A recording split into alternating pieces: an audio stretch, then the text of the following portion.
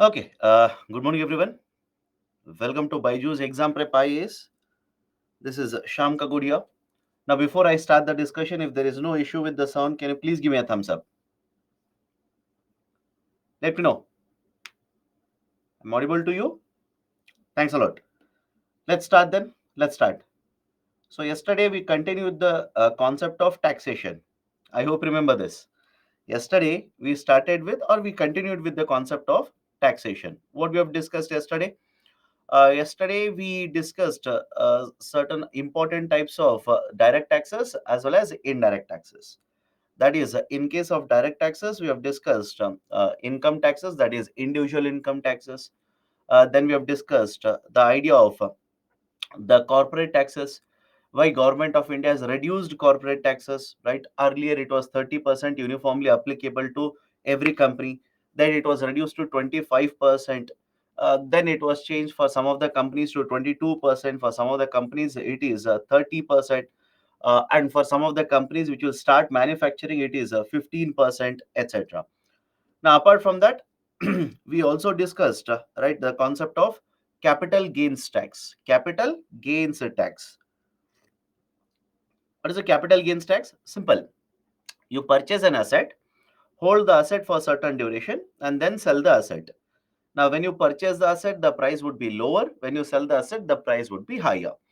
And after indexation, whatever is the capital gains, that is the difference between the selling price and the buying price, the difference between that, on that amount, the taxation would be imposed by the government, which is called as capital gains tax. After that, we have discussed a concept of tax avoidance, right? Tax avoidance. What is tax avoidance? The tax avoidance basically refers to certain actions of the taxpayers, as a result of which the tax liability on the taxpayer will automatically come down. But none of these actions are illegal, right? All are legal, none of these are illegal, but these are unethical. Right, in the tax avoidance itself, we have discussed, right, what is the importance of minimum alternate tax, right? What is the concept of a GAR, General Anti-Avoidance Rules? Then we have discussed the concept of the base erosion and profit shifting, and the BEPS action framework, where there are 15 pillars, and we are using the 15 pillars to address the issue of tax avoidance. After that, we started with the GST, Goods and Services Tax, right? The GST, Goods and Services Tax. Now, before understanding GST, we discussed two very important concepts. That is, one, the idea of a input tax credit, and the second one is cascading effect. Cascading effect simply means there is a tax, right? In the price, there is already a component of a tax. On this component of a tax, we are again imposing tax. Okay. Cascading is very simple idea. Do not complicate it. In the price there is already a component of a tax. On this tax we are imposing taxes again.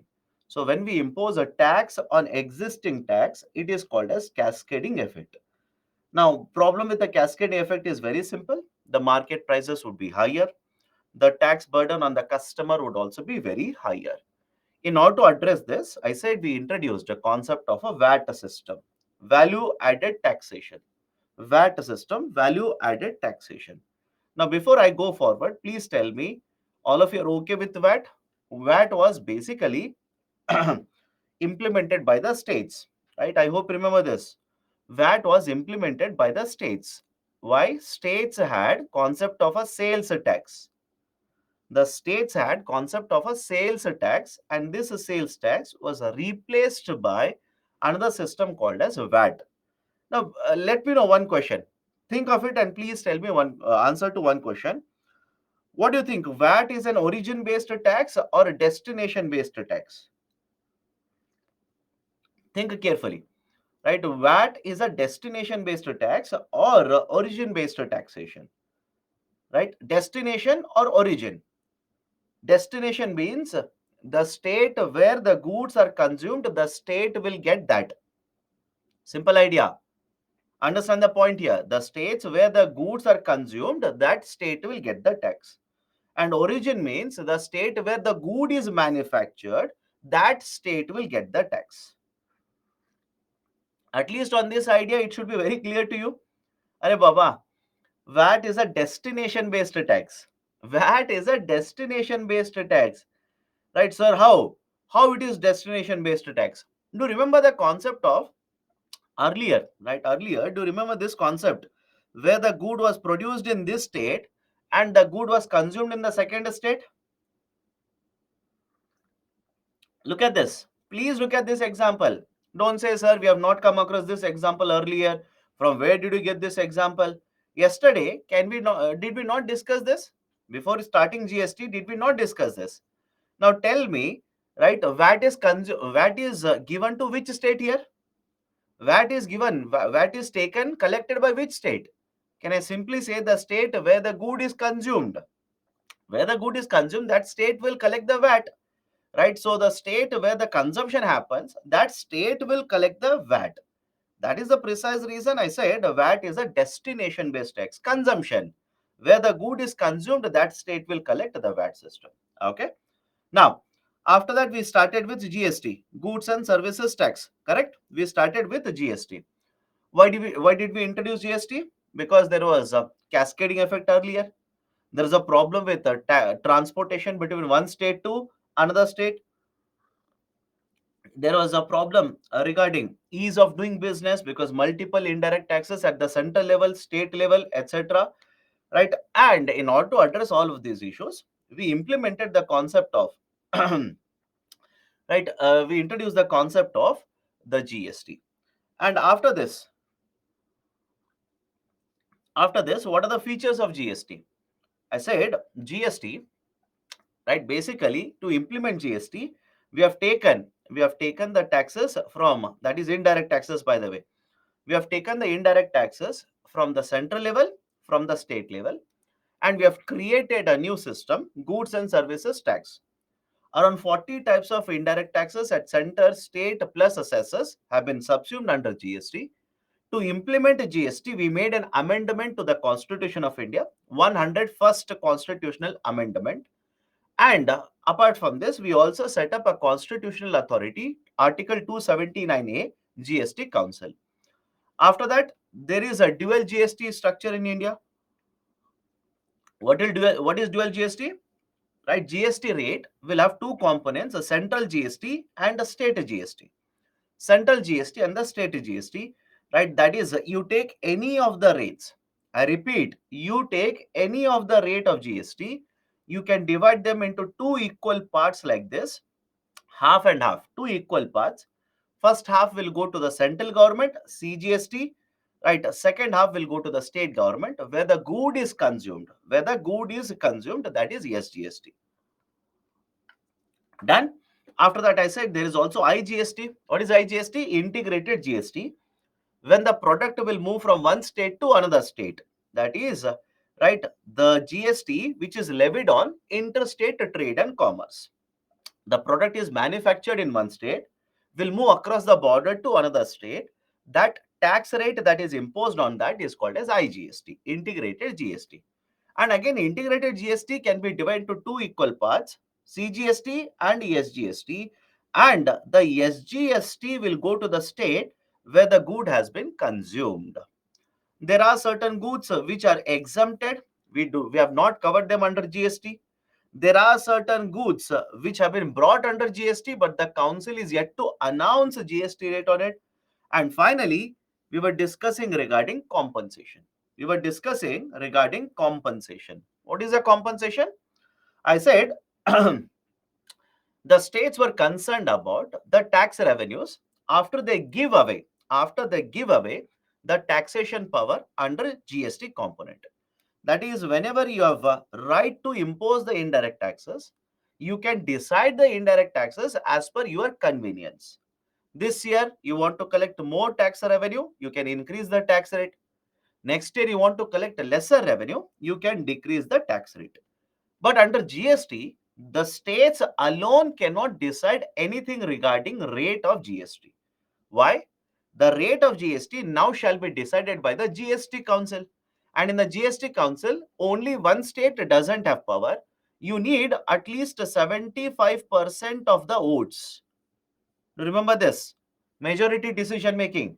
You need at least 75% of the votes to take a decision in the GST Council. So the states are concerned, if I give away the power and if I want to earn more taxes, right, I alone cannot do anything in the GST Council. So I'm worried about my tax revenue collection. And in order to address this, central government announced that for 5 years, starting point of GST, from the implementation of the GST for 5 years, I will give you 100% of compensation. 100% compensation shall be provided. And yesterday, if you have revised, I've told you how compensation is calculated by the center. From 1 year to next year, they'll simply assume the expected revenue will increase by 14%. That number is fixed. I repeat, from 1 year to next year, right, they will assume that your taxes collected under GST will increase by 14%. That will give you expected revenue collection. But if your actual revenue collection under GST is less than expected revenue, then the gap between that will be given to you in the form of compensation. This is where we stopped actually yesterday. Now let me continue from that point. Now, if the central government wants to provide for compensation, if the center wants to provide for compensation, central government should have money in the first place. All of you will agree? Those are still feeling sleepy, please wake up now. Okay, please wake up. Class will start. If the central government wants to provide compensation to the states, center should have money in the first place. From where will the central government get the money? That is the reason government introduced a cess by the name of compensation cess. Very simple. That's the reason government introduced a cess by the name of compensation cess. Now, where the compensation cess was applicable? Under GST rate, highest rate of GST is how much? 28%. Now, within this 28%, there were certain goods which were identified. Certain goods which were identified. For example, the aerated beverages in the market, or right, luxury cars in the market, or tobacco products, palm products in the market. So certain products within 28% were identified. In addition, I repeat, in addition to 28%, now these products will also be imposed with the compensation cess. This amount would be collected and this amount would be used to provide compensation to the states. Any problem here? Any problem? Please do let me know. Logic is very simple. Government wants money to pay cess to the states. From where will the government get the money? Government said within 28% slab, that is 28% rate, I will identify certain goods. In addition to 28%, I will also impose a cess, collect a cess, use this money to pay compensation to the states. Point number two. Right? Point number two. Now, compensation period is over. Yesterday, that was the last point with you people. Right? Remember this. Now, compensation period is over. That is, for 5 years, the compensation was supposed to be provided. We implemented GST from 1st July 2017. We implemented GST from 1st July 2017. Now, calculate that CSAT calculation. 5 years from July 2017 will be June 2022. Any problem here? June 2022. So after June 2022, we have completed 5 years of GST. Now, if 5 years of GST are over, center is not paying compensation to the states. What about compensation cess?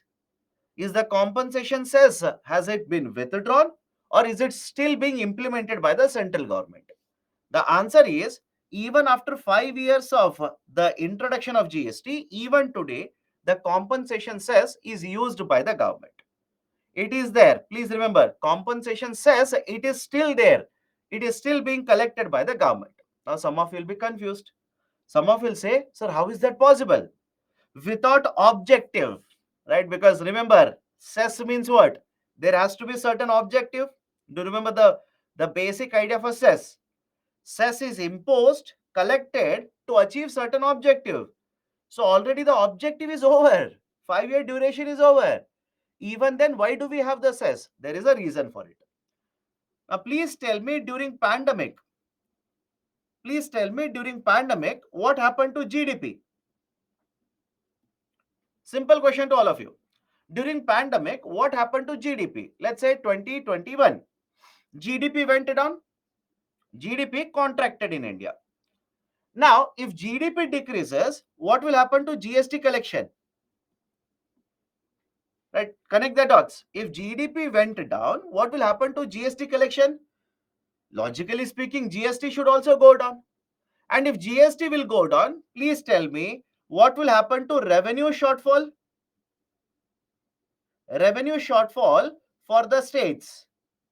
Revenue shortfall. Please understand revenue shortfall. What do you mean by revenue shortfall?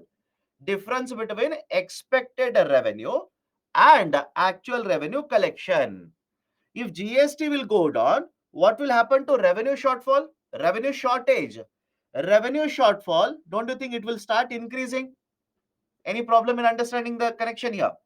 If GST will go down, automatically the amount collected by the states will also go down.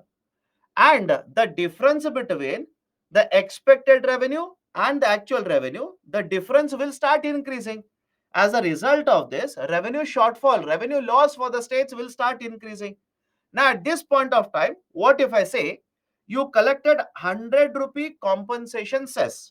Simple numbers, right? Imagine you're the central government, you collected 100 rupee compensation cess, but the revenue shortfall is 150 rupees. Understand the logic here? You collected 100 rupee, but the shortfall that you're supposed to pay to the states is 150 rupees. Don't you think the shortfall is greater than cess collected? How will you pay 150 rupees using 100 rupee? Not possible. It's not at all possible. Now what you will do? You will borrow from the market. Simple. Only for payment of the compensation, you will borrow from the market. And because you have borrowed from the market, who will repay it? You will have to repay. Now to repay this, from where will you get the money from? To repay this payment of compensation, from where will you get the money from? Government says we will continue to implement compensation cess till we repay this borrowing that we have done because there was a shortage during pandemic. I hope you understand why we have continued cess now. Any problem here? Right? I hope you have understood why we have continued cess even though 5-year duration is over. Right? So these are certain important points regarding the compensation cess. Please be very, very careful. Now, yesterday many of the students were asking certain important questions. Let me address all those questions. Question number 1, some of the students asked, sir, one of the objectives, central theme of GST was one nation, one indirect tax. One nation, one indirect tax. But what we have done under GST is we have multiple rates of GST. We have 0%, we have 5, 12, 18, 28. In some of the cases, it is 1%. In some of the cases, it is 6%. In some cases, it is 3%. Why? Why did we implement such a complicated structure? All of you will agree with me when I say even with 0, 5, 12, 18, 28, right, 1, 3, 6%, etc. This is a complicated GST structure. Right? Anybody has a problem with that particular point? It's a complicated GST structure. Now, question is why? Why did we go for this kind of a structure? Why not have simply only 5%, only one rate of GST? Why not simply have only 8% GST? Why not simply have only 12% GST? Why this kind of a structure? There is a valid reason. Please understand there is a valid reason. Let me give you what are the reasons why we adopted this model. And after that, if this model is there, what is the problem with that? What is the concern related to that? Let's start with the reasons. Why did we adopt it? Point number 1. Please tell me if there is only one rate of GST, let's say 12% rate of GST. If there is only one rate of GST, that is 12% rate of GST, and this is applicable on, let's say, Hawaii chappals. It is applicable on Hawaii chappal, and this is also applicable on Audi car. Tell me now, is it fair to the poor people? Let me know. Right? You have only one rate of GST, 12%. 12% is applicable on Audi car, Rolls Royce car. 12% is applicable on a common man consumption good, such as, let's say, food grains, such as Hawaii chappals, clothing, etc. Right? Is it fair? Is it a fair type of a tax? Answer is no. So should you have a same rate of GST on these kind of products? No. There are different groups, so different goods are consumed, different services are consumed, and that is the precise reason we say for some of the goods, let's have a higher rate of GST. For some of the goods, let's have a lower rate of GST. First reason. Second reason, if I have only one rate of GST, let's say 5%. For all the goods and services under GST, let's have only one rate 5%. Please tell me, if you have only 5%, one rate of GST, what will happen to the taxes collected by the government? Don't you think the taxes collected by the government will start falling down? It will start falling down, right? Now that becomes a concern for the government. Now, some of you will say, in that case, sir, do not have only 5%, right? Lower 5%. Have it at a higher level, let's say 15%. All the goods and services under GST have it uniformly at 15%. Now, please tell me, if you keep the GST rate only one rate at 15%, no doubt taxes will start increasing. What about inflation? Think of it. What about inflation? Don't you think the inflation will also start taking place? What about the goods which are consumed by common man? Will they not become costly? Will they not become unaffordable for the common man? So that is also a concern. So argument is very simple here. There are too many groups consuming too many goods. Different goods are consumed by different groups. You cannot have a single rate of GST. Government needs to maintain revenue neutrality. What do you mean by revenue neutrality? You are shifting from one taxation structure to another taxation structure. Your revenues should not fall down. Your revenues should not go down. Your revenues should be at least the equal amount as you collected earlier. Revenue neutrality. Third, it may lead to inflation.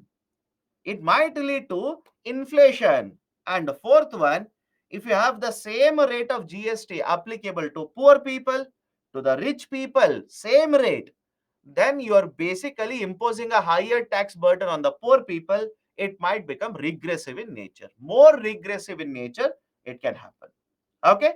So these are some of the reasons why Government of India decided to have a to not to have a single rate of GST, to have multiple rates of GST.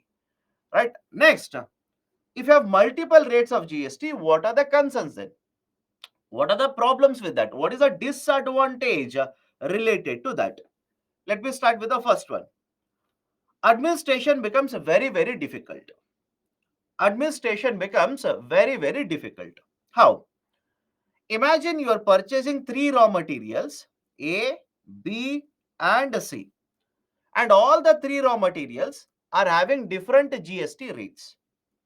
Now you are selling one product D, which is also having a different GST rate. Now please tell me, keeping a track of all the raw materials, how much GST you are paying, government to find out how much GST you are paying on each of them, how much you are consuming. Don't you think that's a very, very complicated exercise? Don't you think that's a very, very difficult exercise to conduct? Because all the products are falling under different GST rates. Right? Let me give a very simple example. Simple example to make you understand. Do not write it in the exam. Now, when we introduce GST, all of you heard of a delicacy, sweet by the name of Barfi? Let me know. Right? Bareli ki Barfi. There's a movie even in the name of Bareli ki Barfi. Sweet, right? A dessert, right? Barfi. Now, if you have eaten Barfi, I'm pretty sure all of you have eaten Barfi, by the way, right? Barfi you will get in different varieties. One kind of Barfi you will get it, right, with a chocolate layer at the top. Another Barfi plain, right? Kaju ki barfi, plain, nothing else is there. Another barfi, right? There will be a silver foil, silver coating at the top. One more type of barfi, there is a dry fruit sitting on this barfi. Now, when we introduce GST, Government of India, that is GST Council, by the way, decided all these barfis are different products. All these barfis are different products, right? So one barfi will be taxed at 12%, another barfi will be taxed at 18%, another barfi at a different GST rate, etc. So imagine the kind of difficulty, kind of complexity that will create because of different GST rates. If you have only one rate of GST, all of these will not be created. So that is a one concern. Now there is a term that I've written here. Please understand. There is a term I've written, inverted duty structure. Inverted duty structure. Now what do you mean by inverted duty structure? Please understand this very carefully. Understand this very carefully. Example 1, you are a manufacturer. Let's say you are A. You will purchase certain raw material. You will pay GST of 10 rupee. You will pay GST of 10 rupee. Now you will manufacture the product, sell it in the market to customer. You will collect GST. You will collect GST of, let's say, 15 rupees and give it to government. And after this, you will get input tax credit of 10 rupee. Any problem with this? Let me know. Very simple. We have discussed all of this yesterday also. You're a manufacturer A. You will purchase, let's say, a raw material. You will pay GST of 10 rupee to the government. Now you will sell the product to the customer. You will collect 15 rupees, give it to government. Government will provide you the ITC of 10 rupee. Right? This is basically how GST will function. And please make observation here. Please make one observation. Can I say, whatever taxes you pay in the first step, step 1, whatever taxes you pay in the step 1, it is smaller than the taxes you collect and give it to government in the second step. I'll repeat the statement. Please make an observation. Whatever taxes you pay to the government, you will get it back. Don't worry. Whatever taxes you pay to the government in the step 1, it is smaller compared to the taxes that you collect from the customer and give it to government. Right? Just to make an observation. Now, this is example 1, and this is how normally GST rate is applicable. Normally, how GST works. But there is a problem called as inverted duty structure. There is something called as inverted duty structure. Now, what is the problem in inverted duty structure? Let me explain this. In inverted duty structure, right, let me give you the example here. Imagine you will purchase a raw material, step 1, you will manufacture, sell it to customer, that is a step 2. Now, in inverted duty structure, understand this carefully, whatever taxes you collect from the customer and give it to government will be lesser than whatever taxes you pay to the government in the form of GST in the first step. I repeat, right? Whatever taxes you collect from the customer and give it to government, it is lesser compared to whatever taxes you pay to the government when you purchase inputs to manufacture the product. Now, I hope you understand there is a difference between example 1 and example 2. Anybody who says, I'll tell you why it will happen, have patience.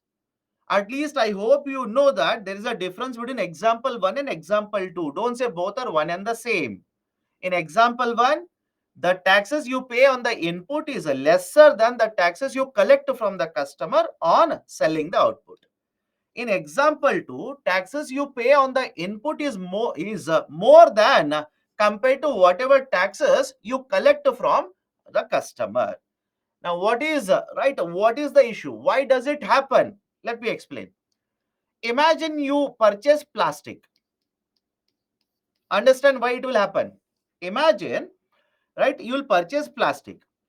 Now, can I say plastic can be used in manufacturing of a car? Plastic can also be used in manufacturing of a bottle. Any problem? Imagine you purchase plastic. The plastic can be used in the manufacturing of the bottle, and it can also be used in the manufacturing of a car. Anybody has a problem with this? Right? Anybody has a problem? It's a very simple example. Now have a look at the next point. In case of car, GST rate applicable could be 28%. In case of a bottle, because government will say bottle is consumed by the common man, I will impose a GST rate of 5%. And in case of plastic, they will impose a GST rate of 12%. Simple. In case of plastic, they'll impose a GST rate of 12%. In car, they will impose 28%. In case of bottle, they will impose 5%. Now, please tell me, if I take this combination, plastic plus car, if I take this combination, plastic plus car, can I say it is example 1? Again, don't literally calculate everything. Tell me, does it make sense or not? If I take the plastic plus car as a combination, is it not example 1? And if I take plastic plus bottle, is it not example 2? Right? This is right causing inverted duty structure. Now, what is the problem with inverted duty structure? What is the issue? Now, follow this very carefully.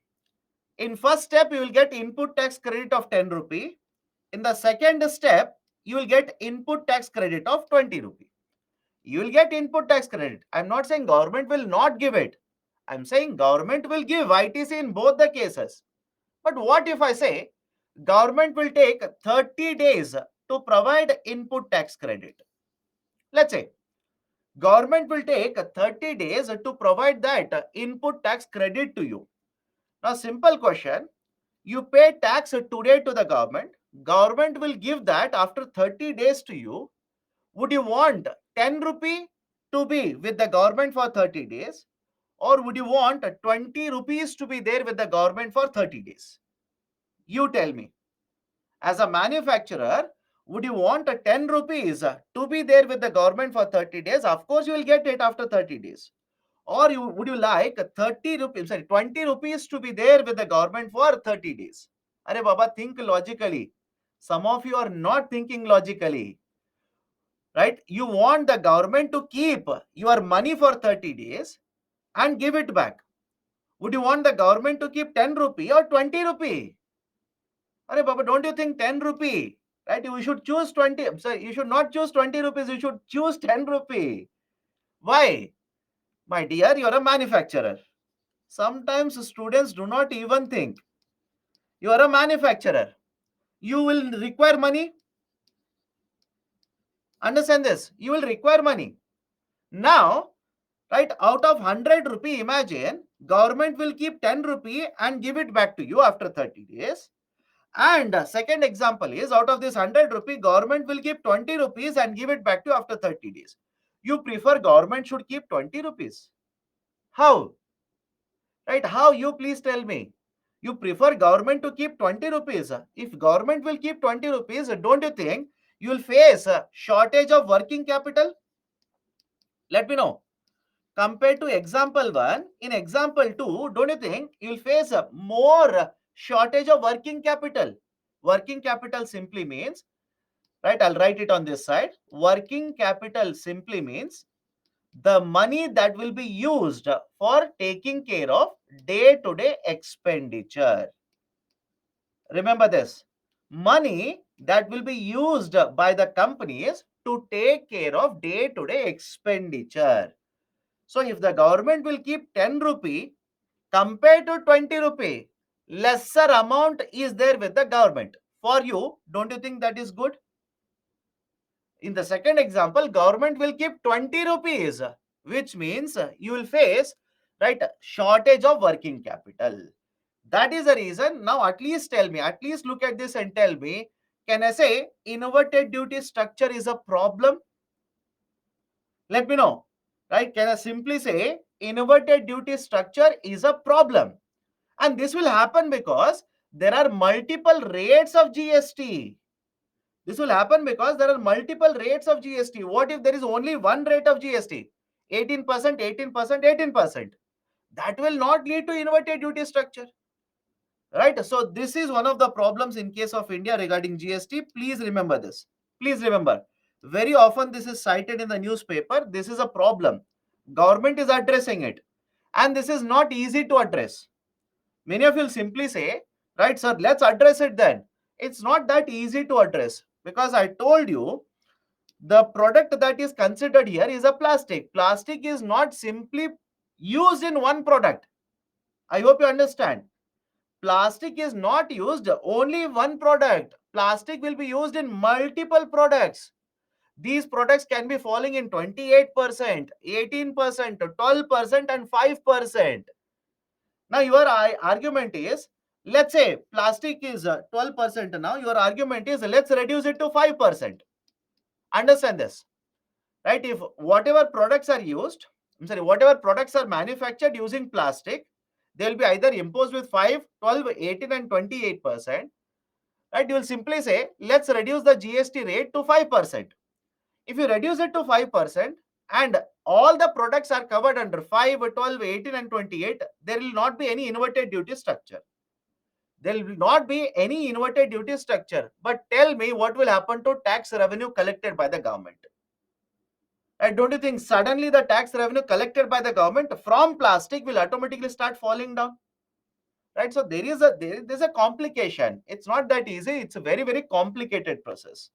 That's the reason it is taking so much of time to basically eliminate all of these inverted duty structure problems.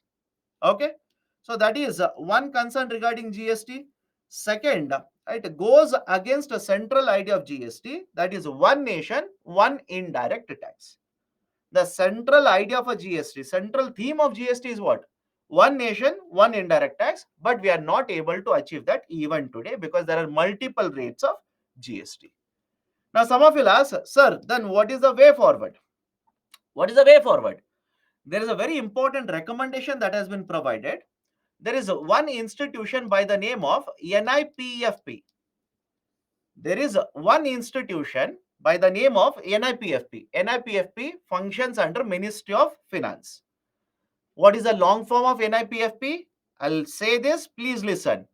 National Institute for Public Finance and Policy. I'll repeat it again. Right? Institute National Institute of Public Finance and Policy, NIPFP. Okay, that is the expansion. Now, before I basically address what was the recommendation, there are two students who are saying there is no provision of 30 days in the GST. We can claim after 10 to 15 days. My dear, when I explain this to you, I said, let's assume government will take 30 days. Some of you are saying, right, I know some of you are basically involved in trading, right? You have a business, so you will argue with me. You'll simply say, no, 30 days, 10 days. In 10 days, I can claim. Let's take it 10 days only. Let's take your number only, 10 days. Even after this, let me ask you the same question. Instead of 30 days, your argument is you can claim ITC in 10 days. Even then, what would you prefer? Government keep 10 rupees or 20 rupees and give it back to you? Question remains same. Question remains same. Answer should also remain same. Whether this is for 30 days, whether this is for 10 days, whether it is even for 2 days, doesn't matter, my dear. What amount of money would you want the government to give you in the form of ITC after 5 days, after 10 days, after 15 days? Lesser amount of money. Lesser in these two examples. Compared to in these two examples. Right? Lesser amount of money. Doesn't matter. It will not make any difference. Because please understand, any other system wherein you will not quickly get ITC, it simply means you have a shortage of working capital. Simple idea. It will have an impact on shortage of working capital. Okay. Now, what is this NIPFP? National Institute for Public Finance and Policy. NIPFP. Now, what is the recommendation here? There was one recommendation given earlier, and most of you will immediately say, yes, it makes sense. What is the recommendation? There are two slabs, 12% and 18%. There are two slabs, two rates, 12 and 18. The recommendation was, why don't we merge 12 and 18 and make it 15%? Why don't we make it right 15%? And many of you looking at this number will say, yes, it makes perfect sense. 12 by 18, I will add 12 and 18, divide it by 2, I will get middle point 15%. But there is one big problem, very, very big problem. What is a big problem here? Imagine there are 100 crore worth of goods and services on which you will impose 12% GST, and there are 500 crore worth of goods and services on which you will impose 18% of GST. Let's start calculating. 100 crore value, 12% GST. How much will be the GST collected? Right, under 12%, 12 crore. 18% of 500 crore, how much will be the GST collected? 90 crore rupee. So basically, as per the current structure, how much money you will be collecting in the form of GST here? 102 crore rupees.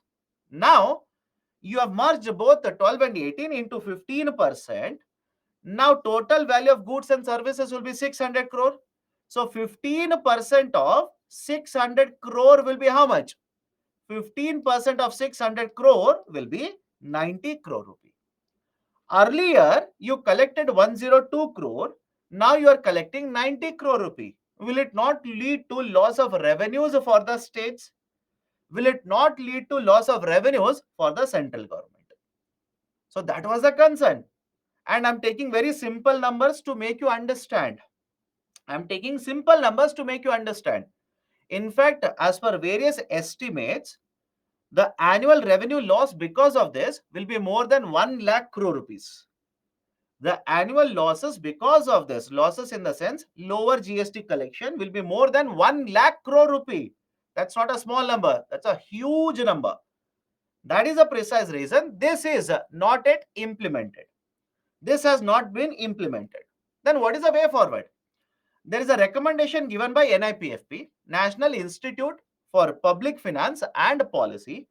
It says, first recommendation is, let's implement it. Let's make it 12 and 18% plus, that is merge it together, have 15% GST rate. Now many of you will say, but sir, revenue losses. In order to adjust for revenue losses, please look at the second recommendation. NIPFP says, right, there are goods and services on which we are imposing 5% GST rate, increase it to 8%. Increase it to 8%. And there are goods and services on which we are implementing 28% GST rate, increase it to 30%. Increase it to 30%. At this rise in GST rate, we will use this to basically adjust for revenue losses in the step 1. This is a recommendation which has been given by NIPFP. Why the government is not implementing it? Because simple reason. If the GST rates are increased from 12 to 15%, please tell me, will some of the goods not become costly? Will some of the goods, will they not become unaffordable for the poor people? Same thing can be said regarding 5 to 8% as well. If you increase it from 5 to 8%, some of the goods will become costly for the poor people. This may lead to inflationary trend in the market. That is the precise reason this has not been implemented. This is yet to be implemented, but please understand, there is a recommendation. If at all UPSC will ask you, you can provide these kind of recommendations. Okay. Now, this is regarding why do we have multiple rates of GST. Now, many students ask me, sir, why alcohol? Why alcohol for human consumption? It is not yet there in the GST. Reason is simple. Alcohol, right? Those who are saying the PPT is getting stuck up, please refresh. Please refresh. I don't have to keep on telling you people this every day. If if your screen gets stuck up, please hit refresh. If there is no audio, please hit the button fix audio, or else please hit refresh. It will hardly take 5 seconds, but automatically it will refresh and it will be correct then. Now, why alcohol is not there? right, under GST for human consumption. Reason is very simple. The states are able to collect a huge amount of tax revenue, by imposing taxes on a product such as alcohol. Now, the states are not okay with giving away these taxation power under the GST. That's it. The states are not okay with it. That is the precise reason even today alcohol is not under GST. There is no GST on alcohol even today. What about petrol and diesel? What about fuels? What about petrol and diesel? Why petrol and diesel are not, they do not have a GST rate as of now? Why they do not have GST rate as of now? Reason is very simple. We have discussed this earlier, right? And how many of you are able to read the Hindu article yesterday? Let me see. How many of you, right? I've asked you to read that. In fact, how many of you were able to read Hindu newspaper article yesterday regarding petrol and diesel prices? Right? I asked you to read. And what was the gist that you could take away from the article? What was the inference? Inference is simple. Again, don't worry about political argument here. Don't worry about political argument. You are reading economics, apply economics. Right? The argument is simple. In the international market, prices for the crude has gone down, but the market prices have not gone down. And as a result of this, the customers are not getting the benefit of the decline in international crude prices. Now, please understand, did we not discuss the same concept earlier? Let me know, did we or did we not discuss the same concept earlier as to how petrol and diesel prices are decided in India? Right? And I said, whenever the international crude prices will fall down, the state governments, the central government will start increasing the taxes, as a result of which market prices will not fall down in India. Now, please understand, there is one factual information that you need to remember.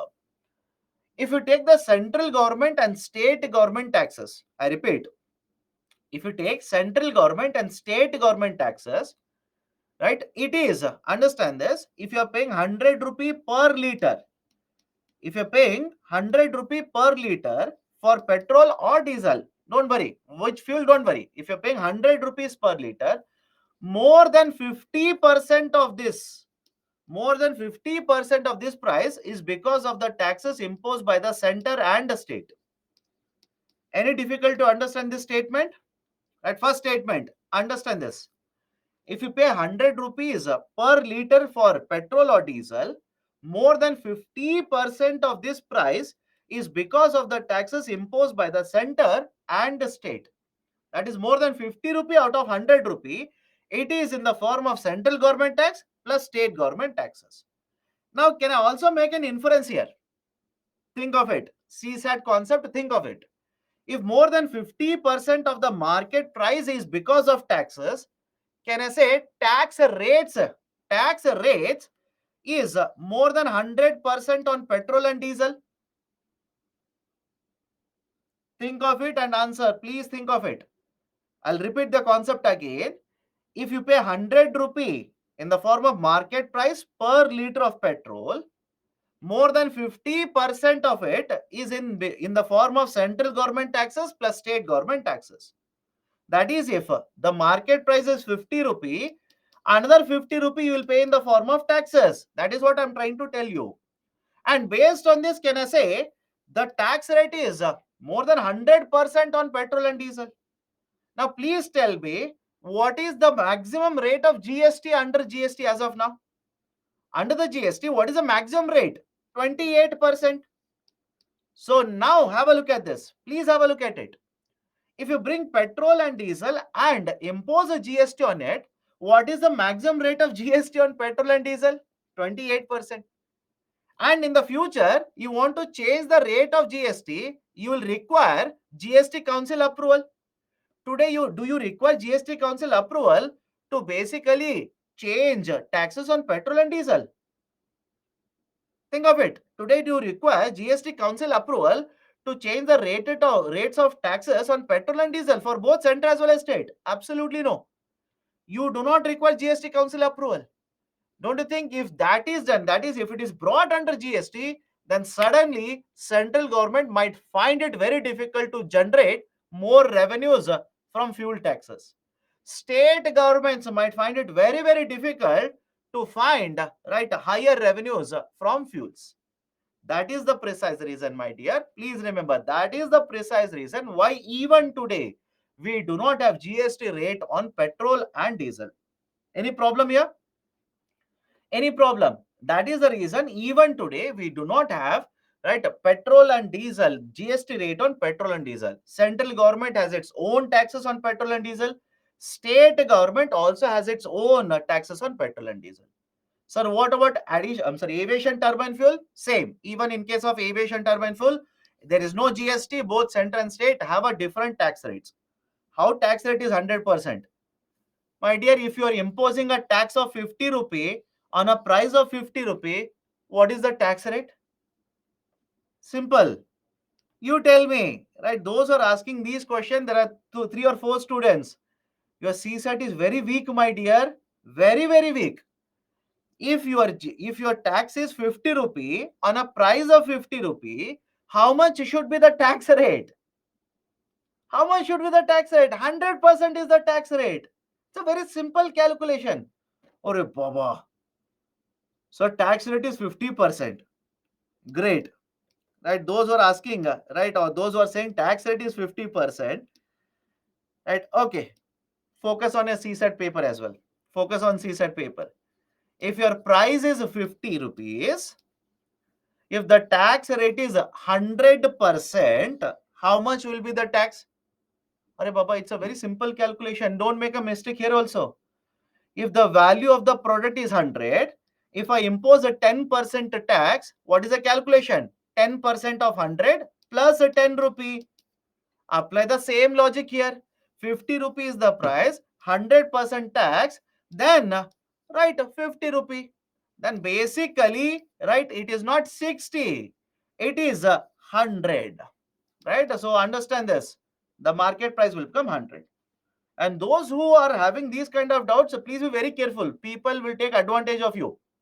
Right? For example, if I find out you are this kind of a person, hypothetically, again, don't take it seriously. Then, right, I'll take a loan from you and say, I will give you 100% tax rate.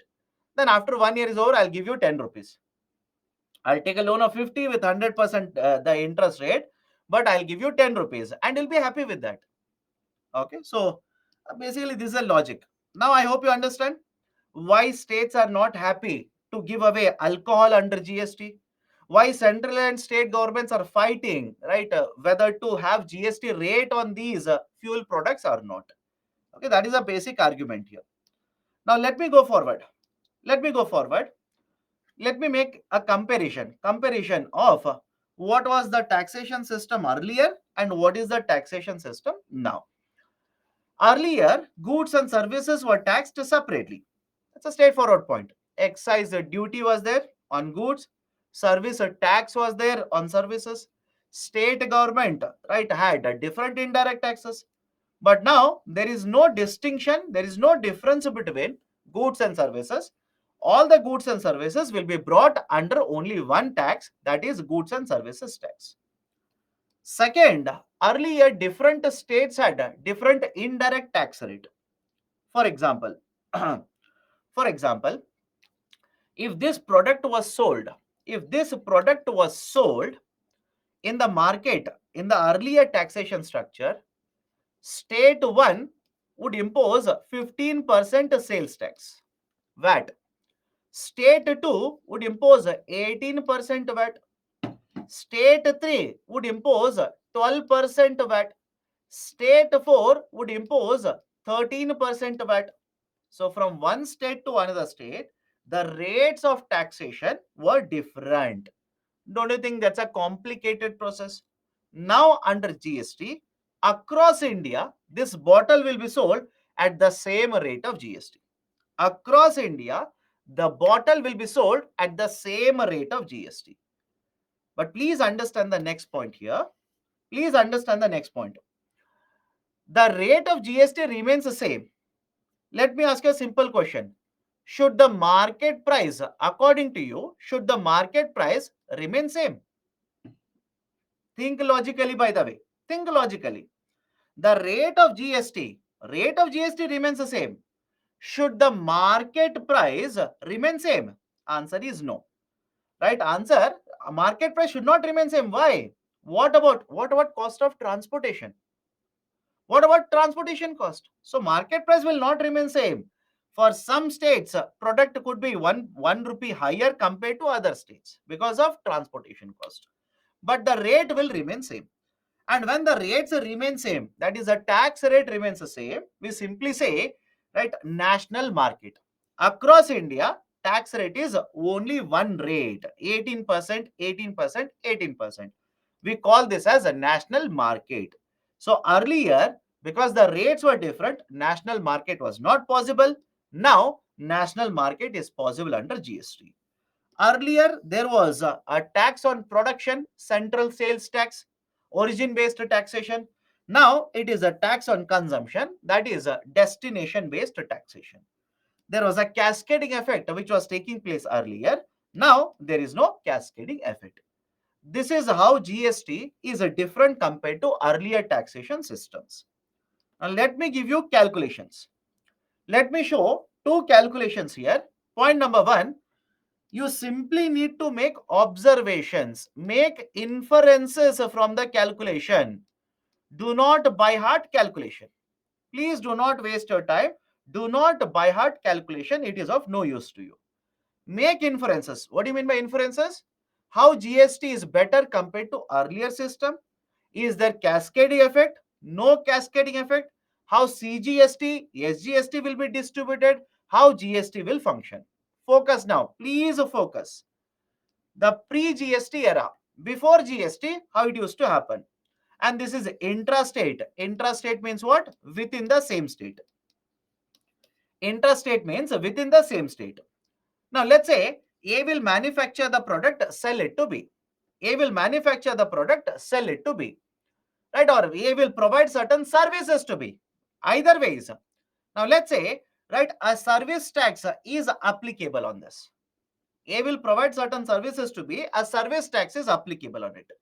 And a service tax of how much? 10%. So, if the product cost is 1000, service tax of 10%, what will be the tax rate? 100 rupee. So, B will purchase the product or a service at 1100 rupees. Now, B will sell this to customer. B will sell it to customer. B wants to earn a profit of 1000 rupee.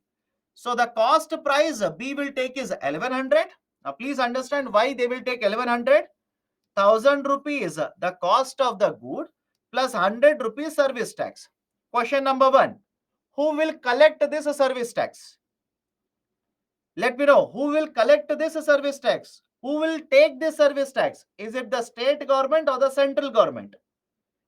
Please understand my point here. Who will collect the service tax? If I am not told, please remember, service tax is imposed and collected by the central government. If I have not told this, please remember this. The service tax was imposed and collected by the central government. What about the sales tax? What about sales tax or the VAT, value added tax? Who will impose and collect VAT? It is the state government. Now, please have a look at it. One tax is collected by the center, another tax is collected by the state. Now, simple question to you people. If you are B here, if you are the seller B, you have paid 100 rupees service tax to the central government. Now, in the next step, you will pay taxes to the state government. Do you think state government will give you input tax credit? Let me know. Do you think, and tell me, does it make sense to you also? Do you think a state government will give you input tax credit? Absolutely no. Or some of you are saying yes. How? Yesterday did we not discuss this? One government is collecting tax, and your second step, you are paying tax to some other government. Why do you think the second government will give you input tax credit, my dear? Why do you think the state government will give you input tax credit? Have they collected the tax from you? Let me know, have they collected the tax from you? No, state government has not collected. So they will not give you that input tax credit. So if you don't get input tax credit of a service tax, what will you do? You'll basically transfer that as a burden to the customer. That is the reason you will take the cost price as 1100.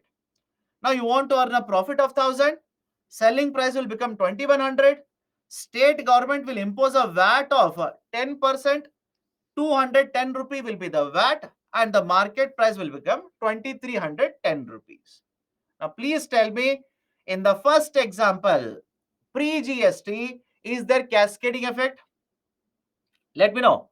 In the first example, that is a pre-GST, is there cascading effect? Is there input to tax credit provided to you? No. Cascading effect is there. Market price will be higher. Total tax burden will be on the customer. Come to the GST. Understand how GST is much better. Come to GST. Now have a look at this. Price is 1000 rupee. It doesn't change. Number will not change. Price is 1000 rupee. GST rate, let's say, is 10%. So government will collect 100 rupee from you. And please understand, government is telling you whatever taxes you pay on the input, I will give it back. I will give it back. I will give it back to you. Don't worry. So now, although you have paid 1100 rupees to purchase a product, right, you will not include the GST when you're selling the product to the customer. You will not include it. Why? You know that this 100 rupee will be credited back to you. You will get input tax credit. Hence, you will not include that in the cost price of the product. You want to earn a profit of 1000 rupee. Now the selling price will become 2000 rupees. GST rate is 10%. That is basically 200. Final price is 2200. Now whatever taxes government has collected in the first step, you take this 200, give it to the government. Now government will return this 100 rupee to you. Simple idea, right? This 100 rupee will be returned to you. So first step, you will pay 100 rupee to the government. In the second step, you will collect 200 rupee and give it to the government. Government will process 100 rupee into your account. Sir, how will they give it back? You are supposed to have accounts with the tax authorities. You will have a certain accounts with the tax authorities. They will transfer that credit into your account. That is a basic idea. Now, please tell me in the second example. In the second example, this one, by the way, in the second example, is there a cascading effect? Let me know, right? Is there cascading effect in the second example? No. Some of us saying yes. Tell me where. Please tell me where in the second example you can see cascading effect. Right? Tell me, tax on a tax, where are you able to find? And point number two, is there input to tax credit provided by the government? Yes. As a result of which, final burden, that is the tax burden on the customer, would be lower. Market prices would also be lower. Now tell me, can I say GST is a much better system compared to earlier system? Let me know. GST is a much better system compared to earlier system. Now please tell me, after giving input to tax credit, I repeat, after giving input to tax credit, how much is the taxes collected by the government in second example? After providing input tax credit, how much is right the tax collected by the government? Right, government, totally, don't worry. I'll tell you how the division will be done. Can I say step 1 government will collect 100, step 2 government will collect 200, but this is input to tax credit. So total taxes collected in the second step is 200 rupee. Now divide this into two equal parts. Next step, divide this into two equal parts. That is 100 rupee will go to the central government, CGST, and another 100 rupee will go to the state government, SGST. Any problem how the division will take place, how the distribution will take place? Can we go forward here? Any problem with this? But sir, people consider GST as very costly. No, my dear, because of GST, goods have not become very costly. Because of supply disruptions in recent times, the goods have become costlier. It's not because of GST, it's because of supply side disruptions. Any problem with this? Any problem? Can we go forward? And if you think of it, understand this concept very carefully. This is a beauty of GST. Beauty. Again, will UPSC ask you this? I don't expect UPSC will ask you this. Look at example 2. Please look at example 2. Right? And tell me, how much is the total value addition that is happening to economy? Think of it. We have discussed value addition, by the way. Look at example 2 and please tell me how much is the value addition that is taking place in the second example. Second example. Can I say value addition is a 2000 rupees? Some of you are saying 1000 rupees. No, my dear, 2000 rupees. Value addition that is taking place is 2000 rupee. Any difficulty here? Arre Baba, any difficulty? Step 1. Right? When A will sell to B, how much is the value addition? 1000 rupee. Anybody has a problem with this? Let me know. Step 1, A will sell to B. How much is the value addition? 1000 rupee. Step 2, how much is the value addition? In the second step, how much is the value addition? Right, 1000 rupee. Total value addition done to the economy is how much? 2000 rupee. What is the tax rate? 10%. Now please have a look at how much is the GST collected totally. That is after ITC. After ITC, please look at how much is the GST collected. GST collected is 200. 10% of value addition is 200. Which means whatever is the value addition that is happening to the economy, only on the value addition we are imposing GST. So can there be cascading effect? No, there will not be any cascading effect here. Any problem here? If you have not understood this, don't worry. Don't worry. Right? This concept UPSC will not ask you this. Right? But argument is simple. On value addition, we are imposing tax and collecting. So there should not be any cascading effect. Any problem here? Can I go forward? Why to impose GST in milk? Arey Baba, there is no question of why to impose. GST Council will decide what should be considered, what should not be considered. But sir, center both the examples is getting 100. It is the state which is at a loss. How? Right? Why do you say the state is losing? And where is the loss for the state? Please do let me know. Okay. So this is basically the argument. This is basically how GST is applicable in interstate. Let me go to intrastate. Right? Let me go to intrastate. What is this? Intrastate? Intrastate means one state to another state. Simple. Right? Interstate means one state to another state. Different states. Production will happen somewhere else. Consumption will happen in another state. Simple idea. Now let's say A will sell the product to B. Right? A is there in the first state. B is there in the second state. And now company B will sell it to customer. How it will work out? Please understand.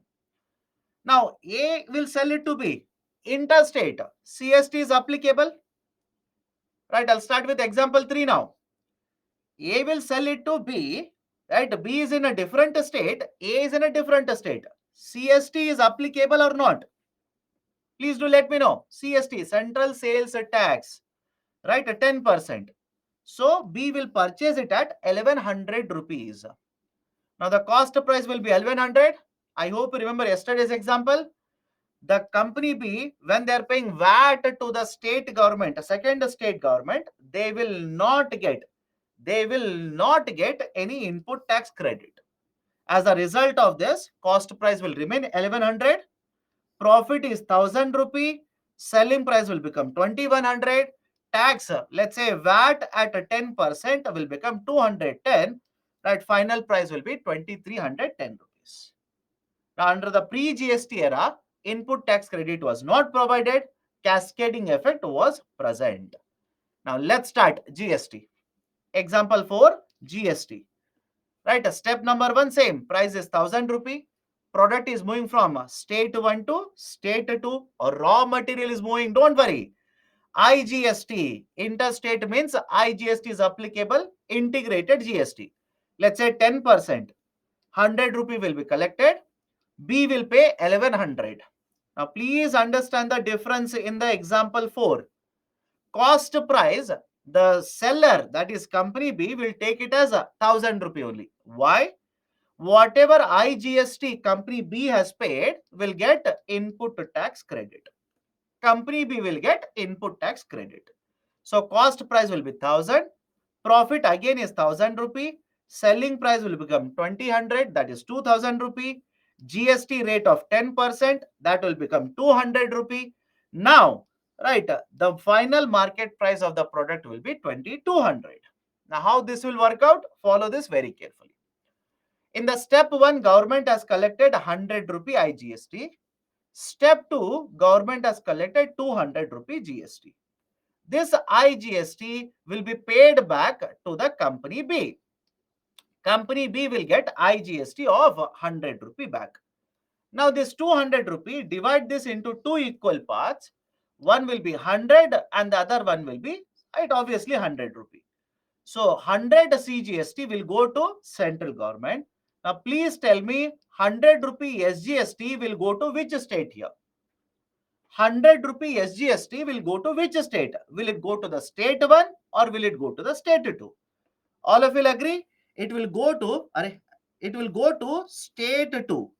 It will simply go to the state 2 where the consumption of the good, has taken place. Please look at it and tell me, don't you think under GST, even when there is an interstate trade and commerce happening, the input tax credit will be provided and there is no cascading effect, tax burden on the customer would be lower. Now, there are two students, I don't want to take the name. They are saying state 1 will get SGST. My dear, SGST is a destination based tax. A destination based tax means the state where the consumption means where the good is used by the customer. There is no further sale of it. The good will be used by the customer, right? That is basically the consumption. So where the consumption of the good will happen, that state will get SGST, right? So in this example, it is the customer who is sitting in the second state. Hence, SGST will go to the second state. Even now, is there a problem with SGST? Please do let me know. IGST will go to whom? My dear, IGST is returned back here. IGST is given back. Right? Please listen to the lecture very carefully. IGST is given to the company B. Input tax credit. Right? You are not listening to the lecture very carefully. IGST is given back to the company B. Right? Done? How VAT is applicable? Arey Baba. Imagine you have manufactured this product. You will sell the product to me. I will sell this product to a shopkeeper. Shopkeeper will sell the product to customer. Now, point number 1. Do you understand the difference between production and sale? Let me see. All these are basic ideas. We have discussed all of it. Please tell me, do you understand the difference between production and sale? What is the difference? Production means you will take raw material, you will take intermediary goods, you will convert it. Whereas sale is, I'm not making any changes. I'm simply selling the product. Now, please tell me, you will produce the good. Correct? You will produce the good. And on the production, if you have revised yesterday's class, on the production, right, basically we will impose earlier, not today, earlier, we will impose excise duty. Correct or wrong? Let me know. Right? Yesterday I've written this also in the slide. If you have seen it, you will know this. Right? On production, who used to impose the taxes earlier? Central government, excise. Now, I will purchase it, I will sell it, shopkeeper will purchase it and sell it.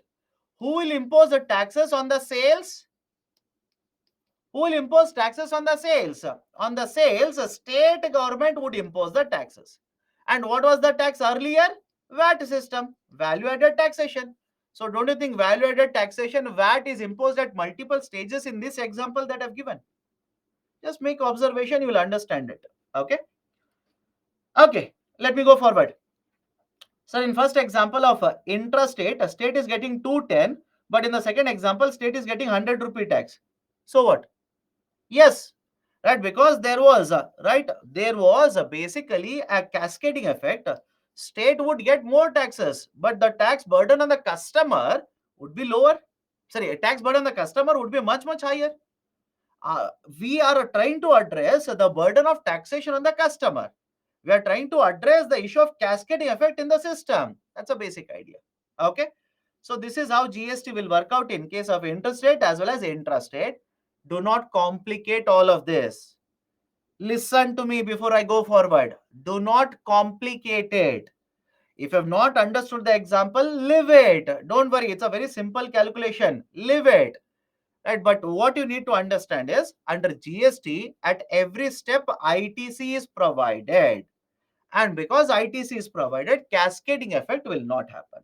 That is the concept you need to carry to UPSC, not the calculation. UPSC will not ask you, show through calculations. Show through calculations how GST is better compared to earlier taxation system. You can check the papers. 5 years are already over with GST. UPSC has not asked. UPSC will not ask you that. Okay, done. Let me go to the next one. But then it is a loss to manufacturing state. That you people do not think. That is the reason this will happen. There are two students who say product is manufactured in the state 1, product will be consumed in the state 2. Product is manufactured in the state 1 and will be consumed in state 2. Two students are saying because of this, the state 1 is losing. State 1, is basically losing out. Now please tell me, will only one good be manufactured in the economy? Think. Please think. Will only one good be manufactured in the economy? That is my first question. Which means no, you are producing crores of goods. Question number 2. Will all the goods manufactured in the state 1, will all the goods be consumed in second state? What about intrastate consumption? What about intrastate consumption? You'll have to consider that as well. Let me ask you a third question. In this example, state 1 is producing, state 2 is consuming. Can for a different product, think of it, can for a different product, can it be vice versa? The production is happening in the second state, consumption is happening in the first state. I hope you understand. So please do not come to a conclusion, because just to make you understand, I give you only one example. That is, production will happen in state 1, consumption will happen in the second state. Based only on one example, do not come to a conclusion that state 1 will always lose, state 2 is always winning. Not exactly.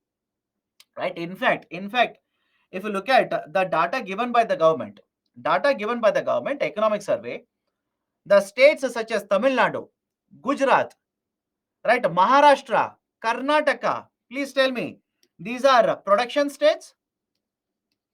Any problem? I'll repeat, the states such as Gujarat, Maharashtra, Karnataka, Tamil Nadu, these are industrial states, production states. These are the states which are collecting highest amount of GST. These states are collecting highest amount of GST. Right? The reason behind that is, if the states are production states, automatically don't you think per capita income in these states will be higher? Let me know, does it make perfect sense to you or not?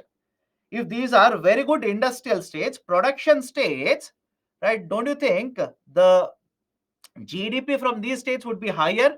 Per capita income would be higher. Large number of incomes are generated in these states. Consumption will also be higher in the states. Right? That is the logic. That is basically the logic. Okay. Now, let me go to the next one. GST network. Next concept is GST network. Now, what is a GST network? GST network is basically a non-profit organization. GST network is a non-profit organization. Right? Non-profit organizations are registered under Companies Act. These are registered under Companies Act. Now, what do you mean by non-profit organization? These organizations which are registered under the Companies Act, They might generate revenues, they might even earn profit, but the profits are not given to the owners. I'll repeat it. What do you mean by the concept of non-profit organizations? Best example, have you heard of charitable organizations? Let me know. Have you heard of charitable organizations?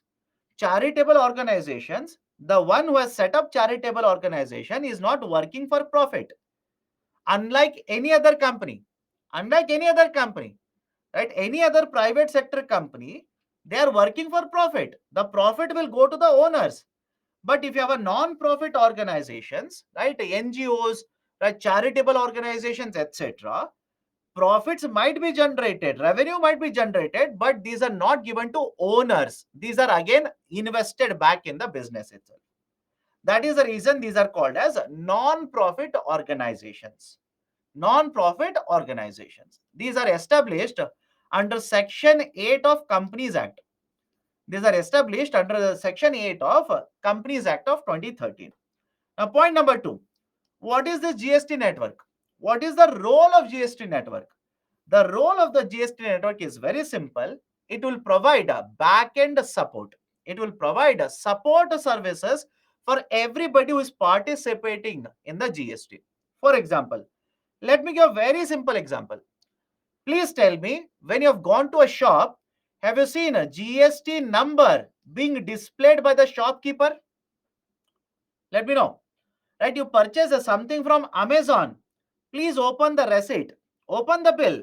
In the top, you will see GST registration number in the bill. If you have been to a restaurant, right, and in the back of this, right, that is basically the billing counter. Back of the billing counter, they will display what is their GST registration number, right, in a lengthy number like this. Now, please understand, all of these services, that is in simple terms, GST registrations, right? Which businesses will get registered under GST? What should be their GST registration number, right? How should they file the documents with the government of India, right? Conducting analysis of the taxpayers. All of this function is conducted by GST network. It is basically an authority which has been set up by the government, which will provide, right, the information technology, IT infrastructure services, such as taxpayer profile analysis can be done by GST network. Registration of the taxpayers is done through GST network. Filing of the returns means submission of the documents is also done through the GST network. Now, GST ownership, that is GST network ownership, half of the GST network is owned by Government of India, 50% is owned by Government of India, and remaining 50% is with the state government as well as the union territories who are part of GST Council. Right, so this is basically one more concept, a small concept related to the concept of the GST network. Any difficulty here? First and second point, my dear, it is a non-profit organization, meaning what? Whatever revenue they generate, they will not give it to government, because who is the owner of GST network? Please tell me, look at the last point and please tell me who is the owner of GST network? Central government and state government. So GST network, whatever revenue they generate, they will not give it back to government. They will again use it to, right, conduct the business only. That is the meaning of a non-profit organization. Right. Second one is, right, I said it will provide infrastructure backbone, infrastructure services to all the taxpayers in India.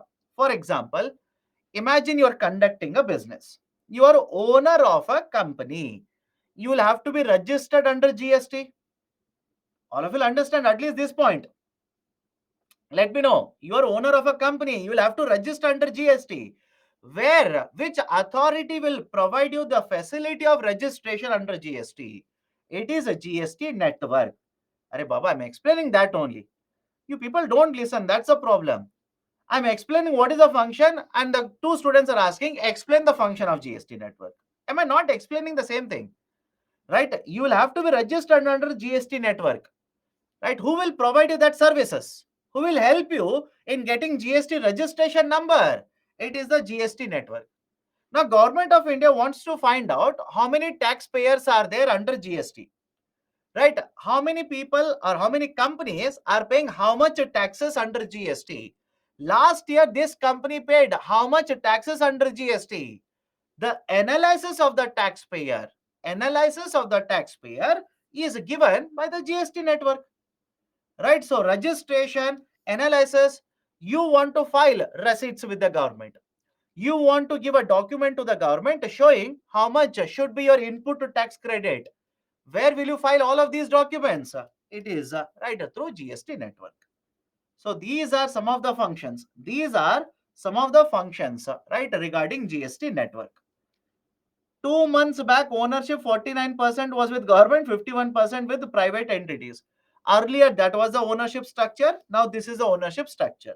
You can check the GST network website. Now, the ownership structure is this one: 50% with the central government, 50% remaining with right the state governments. That is the new ownership structure.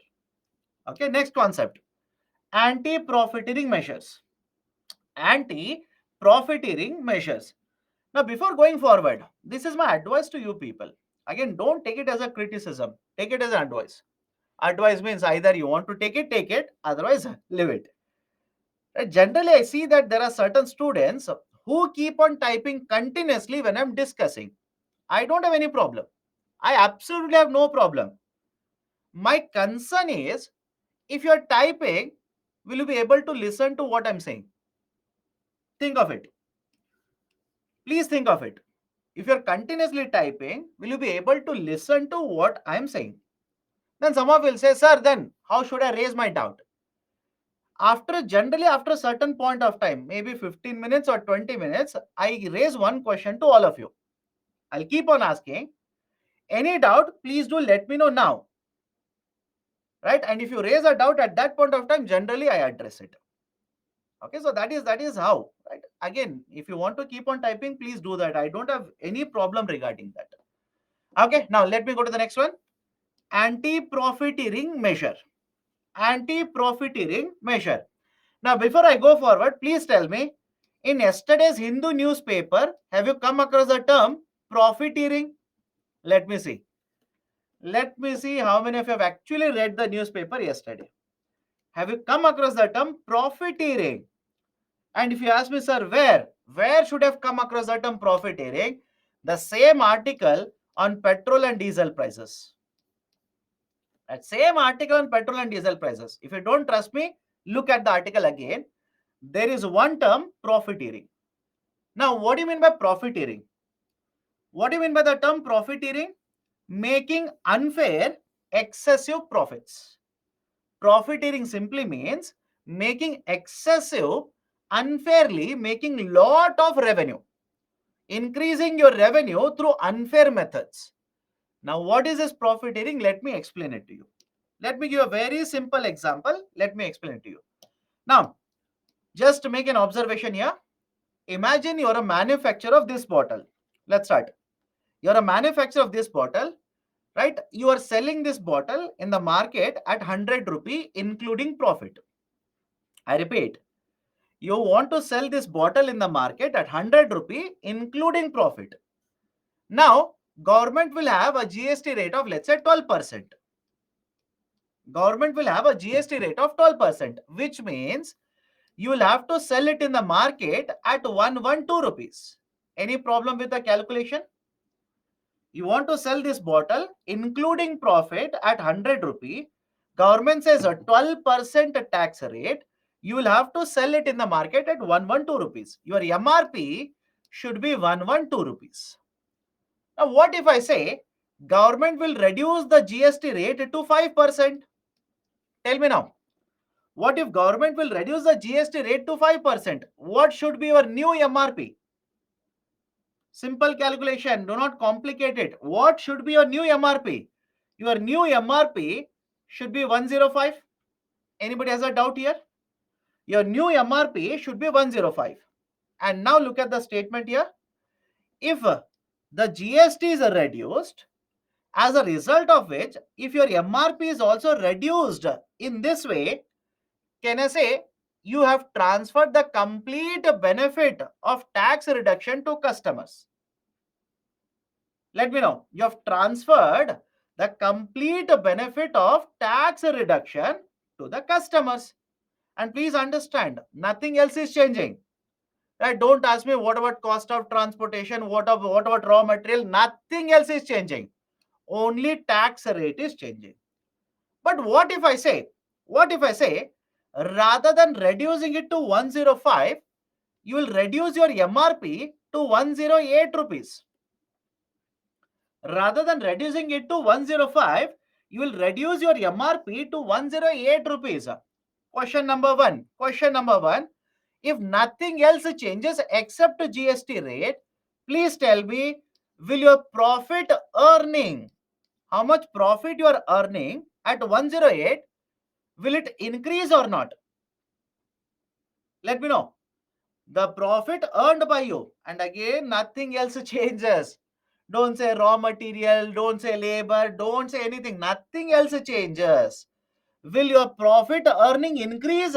Of course, yes. Profit earning has increased. You're earning 3 rupee extra now. Point number two. Point number two.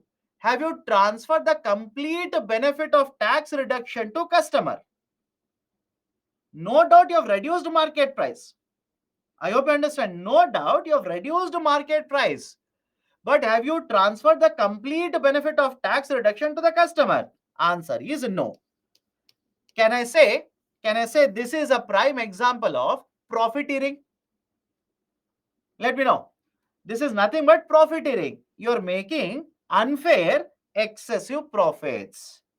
You're making unfair excessive profits. You're profiteering. Government is not against you making profits. Because please understand, many of you will say, sir, why should I not earn profit? Government is saying, government is not against you making profit. Because when you have 105 rupees, are you earning profits here? Let me know. When you're selling it at 105, are you earning profit? Yes, you're still earning profit. But government, Arey Baba, some of you are saying no.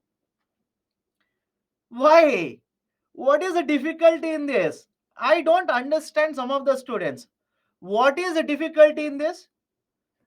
You are selling it at 100, including profit. Arey Baba, right? Please understand, some of you are very, very weak. Very, very weak in a, right, a CSAT. Right?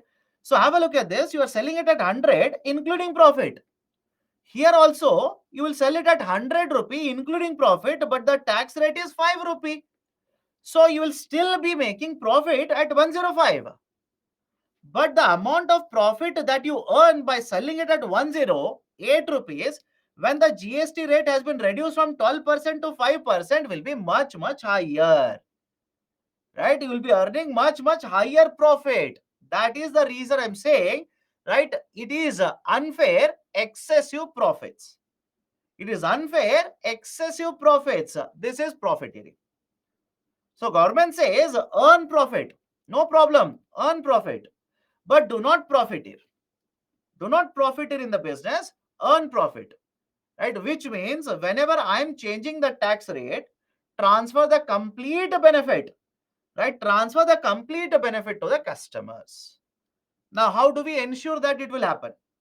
How will the government ensure that this will, right, not happen? Profiteering will not happen. Right? So understand this. Government has established one authority under GST, that is, right, basically National Anti-Profiteering Authority. National Anti-Profiteering Authority. Right? In fact, they will write only NAA, National Anti-Profiteering Authority. Right? NAA, National Anti-Profiting Authority. Now, National Anti-Profiting Authority, the role of that is, if any customer complains that a company or a seller is not transferring the complete benefit to the customer, then they will conduct investigations. Or if the authority feels that, some company is involved in profiteering, they will conduct their own investigation, either through customer complaints or suo moto. They will only take the cognizance and they will start investigation. And if the company, if the authority finds out that the company is profiteering, then the authority will impose penalties on the company. The authority will simply impose penalties on the company, and in extreme cases, the authority can even cancel the license of the company. They can simply cancel the license of the company involved here. Right, so were cleared by the GST Council, right? That is, anti-profiting measures were cleared by the GST Council. Authority was established in 2017. Now there is a term called a sunset clause. Now, what do you mean by sunset here? Please remember this. Sunset basically means, right, the expiry date. Sunset is nothing but expiry clause. For example, please tell me, if you have purchased a packet of biscuit, is there expiry date on the packet of biscuit?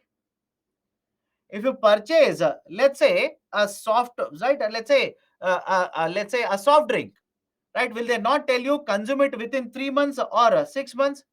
If you purchase a packet of milk, is there expiry date, right? That is consumption before date given on this packet of milk? Of course, yes. So in the same way, when you set up an authority, when you have certain measures in the economy, can you have certain expiry date for these measures? Answer is yes. You can have them. It is entirely up to you. So that is basically given in the form of sunset provision, sunset clauses.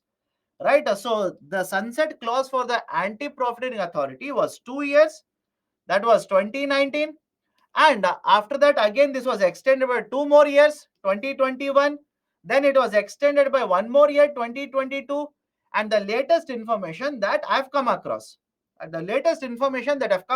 is that Government of India wants to close the National Anti-Profiting Authority and wants to transfer all the cases which are there with NAA to Competition Commission of India. They want to close the NAA and they want to transfer all these cases to Competition Commission of India. Done? Now please tell me any issue, any doubts regarding what we are discussing. Why we cannot sell the product at more than MRP? My dear, if you're selling the product at more than MRP, are you not, right, cheating the customers? Are you not cheating the customers? Are you not imposing a higher amount of money on the customers? Government of India says,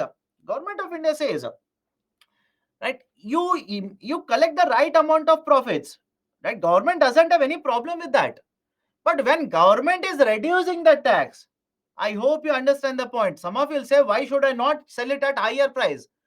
Argument here is, government is not saying don't sell it at higher price. Please understand the background to this.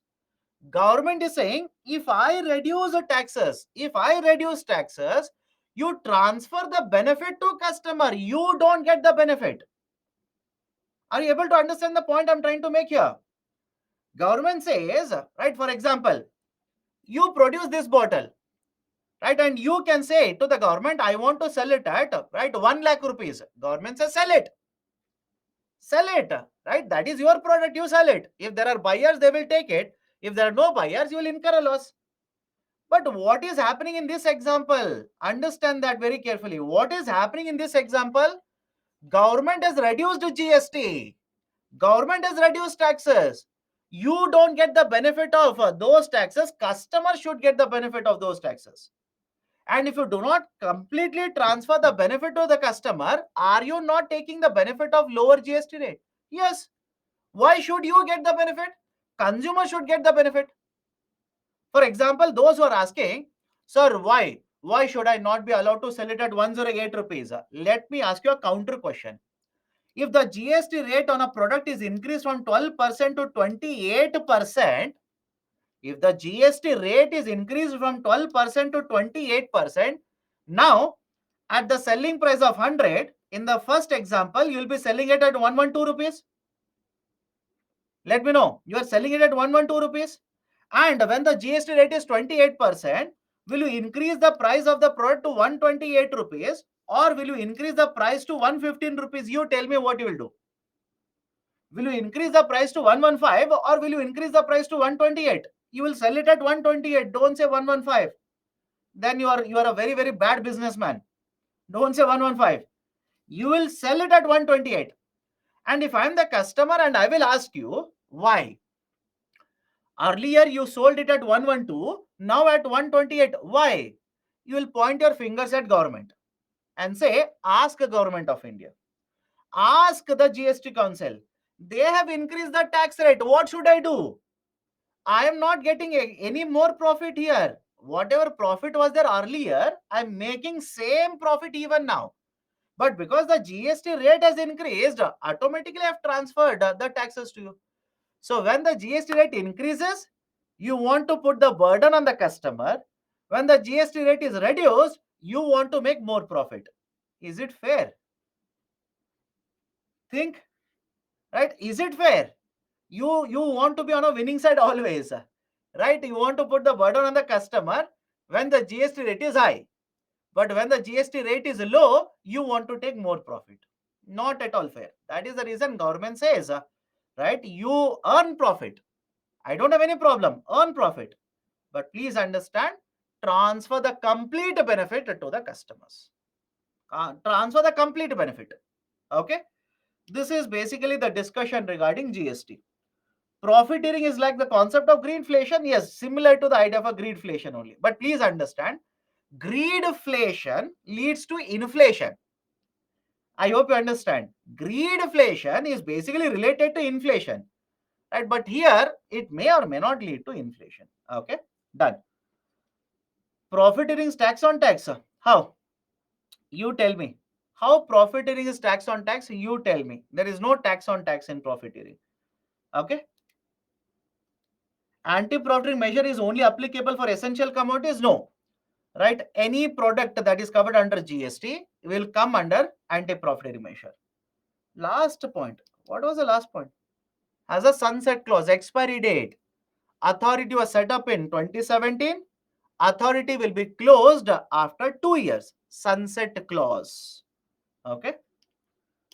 Now, right, please have a look at the data. This data was given in this year's economic survey. Please do not by heart any numbers. Do not waste your time. Do not complicate it. Right? Don't by heart anything.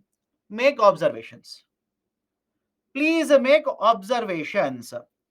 Now, please tell me, right, the taxes collected over a period of time, pre-GST and post-GST. Can you find the differences in how much taxes we have collected before GST as well as after GST? Please make observations. Please do not by heart anything. Just observe. There's a term called as buoyancy. We'll discuss that later. Have patience. So please make observations. How much taxes they would collect, that is the states would collect separately before GST and the central government would collect before a GST. And what has happened to the GST collections right after the introduction of GST? Can I make one observation? Let me know. Can I make one observation? You remember that much, more than sufficient. The amount of taxes collected with introduction of GST has increased. Any problem? Amount of taxes collected under GST regime has increased compared to pre-GST regime. Right? Compared to pre-GST period, now the taxes collected have increased. Just make observation. Do not waste your time by hearting. Now, what is this buoyancy? I'll discuss that. Just give me some time. What is the concept of tax buoyancy? I'll tell you. Now, come to the next concept. That is, what are the concerns related to GST? What are the problems related to GST? Right, first one, compliance burden. Compliance burden. What do you mean by compliance here? Compliance simply means what is the cost or expenditure? What is the cost or expenditure incurred to implement guidelines? To implement guidelines or measures. What is the cost or expenditure one must incur to implement guidelines or measures? What do you mean by this? Let me ask you a very simple question. With introduction of GST, please tell me, should every seller, even shopkeeper, restaurant owner, raw material supplier, should every seller, should they start printing receipts, bills by the way? Think of it and answer to me. With introduction of GST, Now, is it mandatory for everybody in the system to keep on printing bills? Some of you are saying no. Again, my dear, don't say, sir, but this shopkeeper, right, this tea seller, right, this person who is selling idli vada on the roadside, puris, parathas on the roadside, they are not giving me bill. My dear, they are not registered under GST. Simple, they are not registered under GST. They are not registered because these are very, very small units, informal. Informal units are there in India. So please understand, everybody who is registered under GST, they are supposed to generate receipts now. They are supposed to print receipts, right? Print the bills. Now, please tell me, for this, will you incur certain expenditure? For this, will you incur certain expenditure? Otherwise, I'll give you one more example. Imagine you're running a business. You're running a business, very small business, by the way. You're running a small business.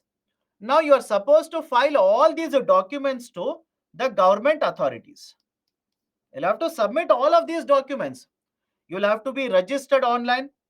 You will have to submit these documents on monthly basis in some cases, quarterly basis in some cases. Now, please tell me, are you an expert in filing of all these documents? Of course, right. Many of the people will say, sir, I don't even know, right, how to get registration number. Now, for that case, you will have to approach, somebody such as a chartered accountant. Now, chartered accountant, will they provide the services free of a cost? Of course, no. So, argument is very simple here. Argument is very simple. Whether you are doing it by yourself or you are hiring someone else, please tell me, to implement the measure that is a GST, will your expenditure be there or not? Will you incur expenditure for this? That is basically a compliance burden. That is basically a compliance burden. Now, many of you will simply say, but sir, earlier also, right? Earlier taxation also, I hired a CA. My dear, please understand this. Earlier, right, whatever is a VAT system, you have, right, over a period of time, you have understood how VAT works. Whatever was the registration process, over a period of time, many people would have understood it. Now, suddenly, there is a new taxation structure. Suddenly, new filing process has been introduced. Suddenly, a new format has been introduced. You do not have the expertise, you do not have the time or the knowledge to understand everything. You will take outside help, you will outsource it, you will hire expert, which will mean that you will have to spend money. So compliance burden is one issue. Multiple tax rates is another issue, right? I've told you what is the problem with multiple tax rate. Revenue protection. Please tell me, in the last one week, or let's say last 2 weeks, have you come across tax evasion under GST? Let me know. If you have not come across, means you are not reading newspaper very carefully. If you don't trust me, type it in Google and type Hindu only. You will get it. Right? So there are a lot of tax evasion cases that are happening. Lot of tax evasion cases. Now, many of you will ask me, sir, how tax evasion can take place under GST? How can it happen? I'll give a very simple example. Imagine, I will give you a bill. I will give you a bill which says you have paid a GST of 10 rupees to me. Simple. I will give you a bill which says you have paid 10 rupee GST to me. But in reality, this bill is a fake bill. This is very, very famous now, or infamous. People have been arrested because of this. I've given a bill to you which says you have paid a GST of 10 rupee to me. Now you will take that bill, submit it to government, you will get the ITC from the government. You will get ITC. But in reality, is the bill genuine? Let me know. In reality, is the bill genuine? Bill is a fake. Bill is a fake. There are fake companies which are set up. Trust me, right? These are all there in the newspaper. Have a look at it. There have been fake companies which have been set up to generate fake bills so that government can be cheated of the GST revenue. So lot of tax evasion that has been taking place. So revenue protection is also a problem for the government under the GST. And finally, there are also certain exempted goods. There are also certain exempted goods, right? We cannot have a GST and certain goods which are out of GST. we will have to bring these exempted goods under GST so that we can achieve the objective of one nation, one indirect tax. Any problem here? Right? Any problem here? Please do let me know. Sir, how second point is a concern? How second point is a concern, my dear? Because of multiple tax rate, is there inverted duty structure? Let me know. Is there inverted duty structure because of multiple tax rates? Is it becoming difficult to administer with multiple tax rates? That's the reason I'm saying it is a concern. We will have to address it. What is a composition scheme? Composition scheme basically means, okay, composition scheme basically it's a type of scheme under GST only. Government says you do not have to, right, understand this, you do not have to pay different rates, right, you do not have to collect from the customer at different rates of GST, right? All you need to do is pay out of your revenue, pay a fixed amount of taxes to government in the form of GST. Is it okay? Fixed amount. Fixed amount means, let's say composition scheme, 5% rate is there. In fact, under composition scheme, 6% is there, 1% is there. So you do not have to be worried about different rates of GST applicable to you. You can simply take, let's say, 6% if you're covered under the composition scheme, or let's say 5% under composition scheme. You will have to pay 5% of your total revenue to the government in the form of composition scheme. That is GST. Okay. Again, don't worry about all of that. Arey Baba, right? Most of you are asking every point. Did we not discuss all of these points separately? Then what are you listening to? Please tell me, is there exempted good under GST? Those are asking, right? I'm actually upset with you people. Why? I'll tell you again. Don't take it negatively. Please do not take it negatively. Upset in the sense you are not listening carefully. Please tell me, are there any exempted goods under GST? Let me know. Are there any exempted goods under GST? If you simply say, sir, no, you have not told regarding anything under GST exemption, then my dear, what did you listen to when I discussed this? What did you listen to when I discussed this? Right? So, can you have GST separately and exempted goods separately?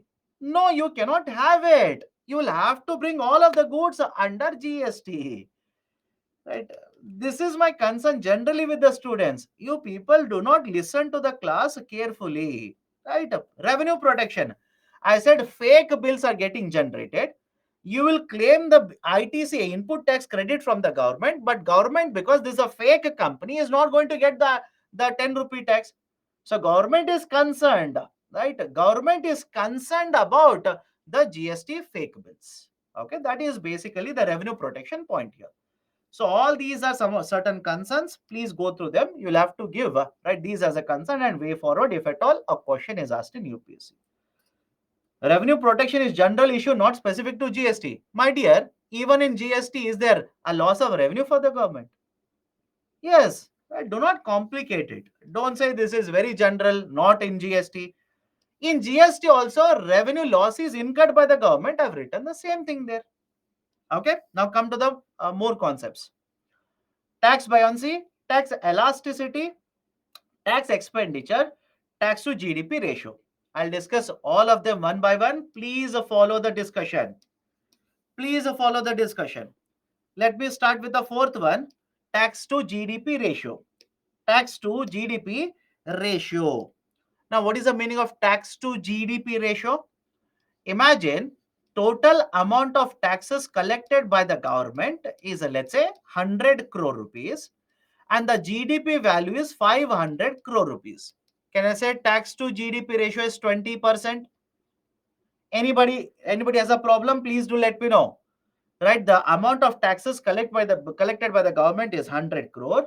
GDP value is 500 crore. Can I say tax to GDP ratio is 20%? Point number one. That is, it is the ratio of total taxes by total GDP value. That's a definition.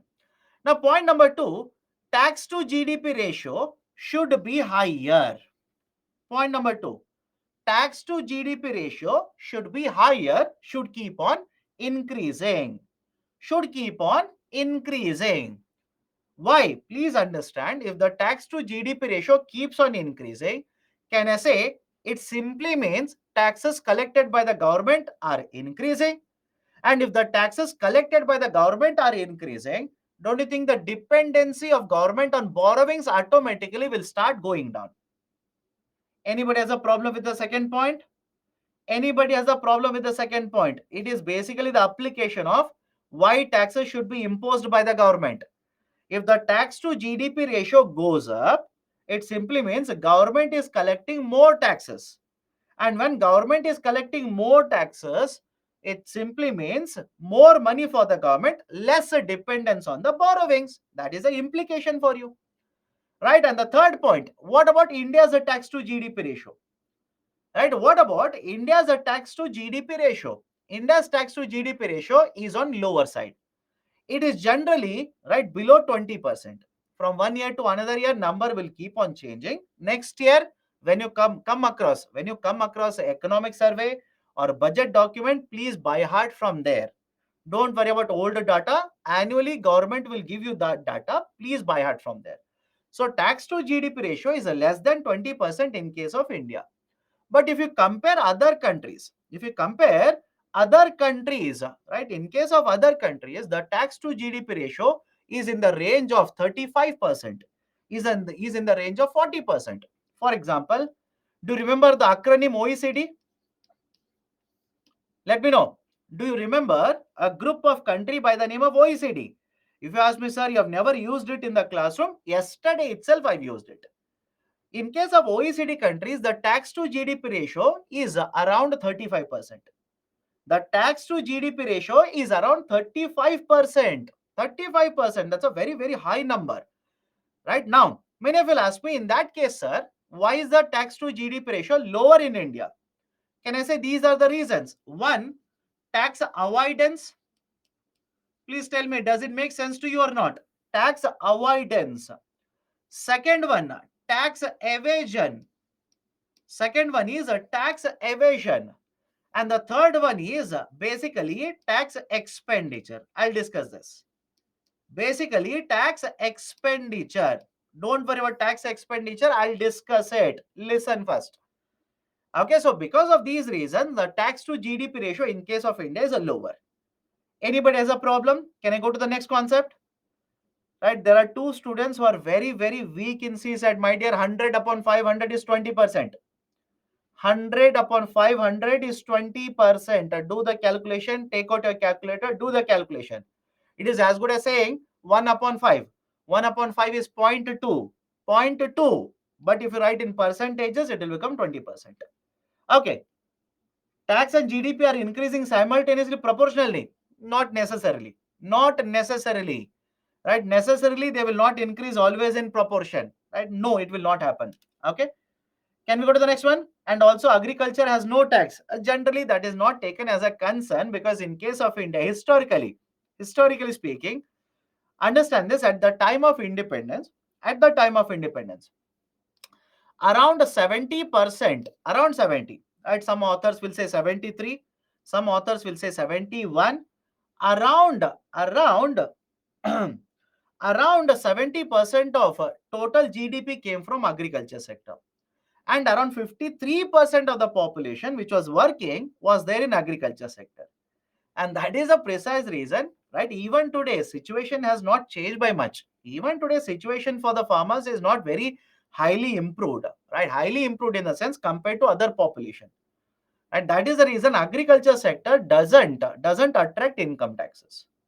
Right? Agriculture sector does not attract income taxes. That is, farmers do not pay income taxes. That is what I'm saying. Okay, done. Right, so this is the tax to GDP ratio. Let me go to the next one, tax buoyancy. Let me go to the next one, tax buoyancy. Now, what do you mean by tax buoyancy? Let me explain.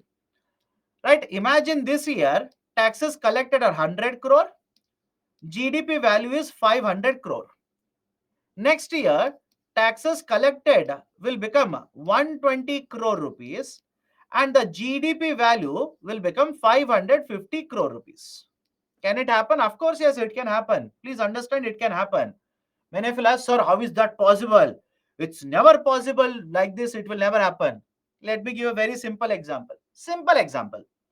My dear, tell me, if next year Government of India says even the farmers will have to pay income taxes, is this possible? Think of it. Simple question, by the way. Right? Those who will say, no, sir, if this will increase by 20%, this also has to increase by 20%. Not necessary. Not necessary. Tomorrow, if Government of India says all the farmers will also have to pay income taxes, can this happen? Of course, yes, it is possible. Tomorrow, if Government of India will eliminate tax evasion, right? Let's hope so. Tomorrow, if Government of India eliminates tax evasion, can this happen? Of course, yes. So understand the hypothetical argument here. Taxes will increase from 100 to 120 crore. GDP will increase from 500 to 550 crore rupees. Can I say tax buoyancy? The formula is simple. Tax buoyancy is the percentages change in the tax and percentage change in the GDP value. That is nothing but 20% divided by 10%.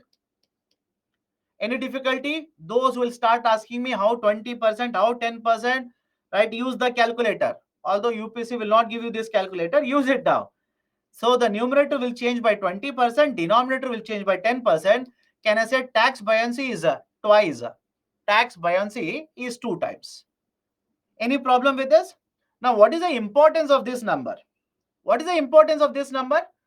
Importance is that tax buoyancy will basically make a connection between how the taxes collection has changed to how the GDP has changed. If GDP has increased by 1%, what is the meaning of tax buoyancy or 2?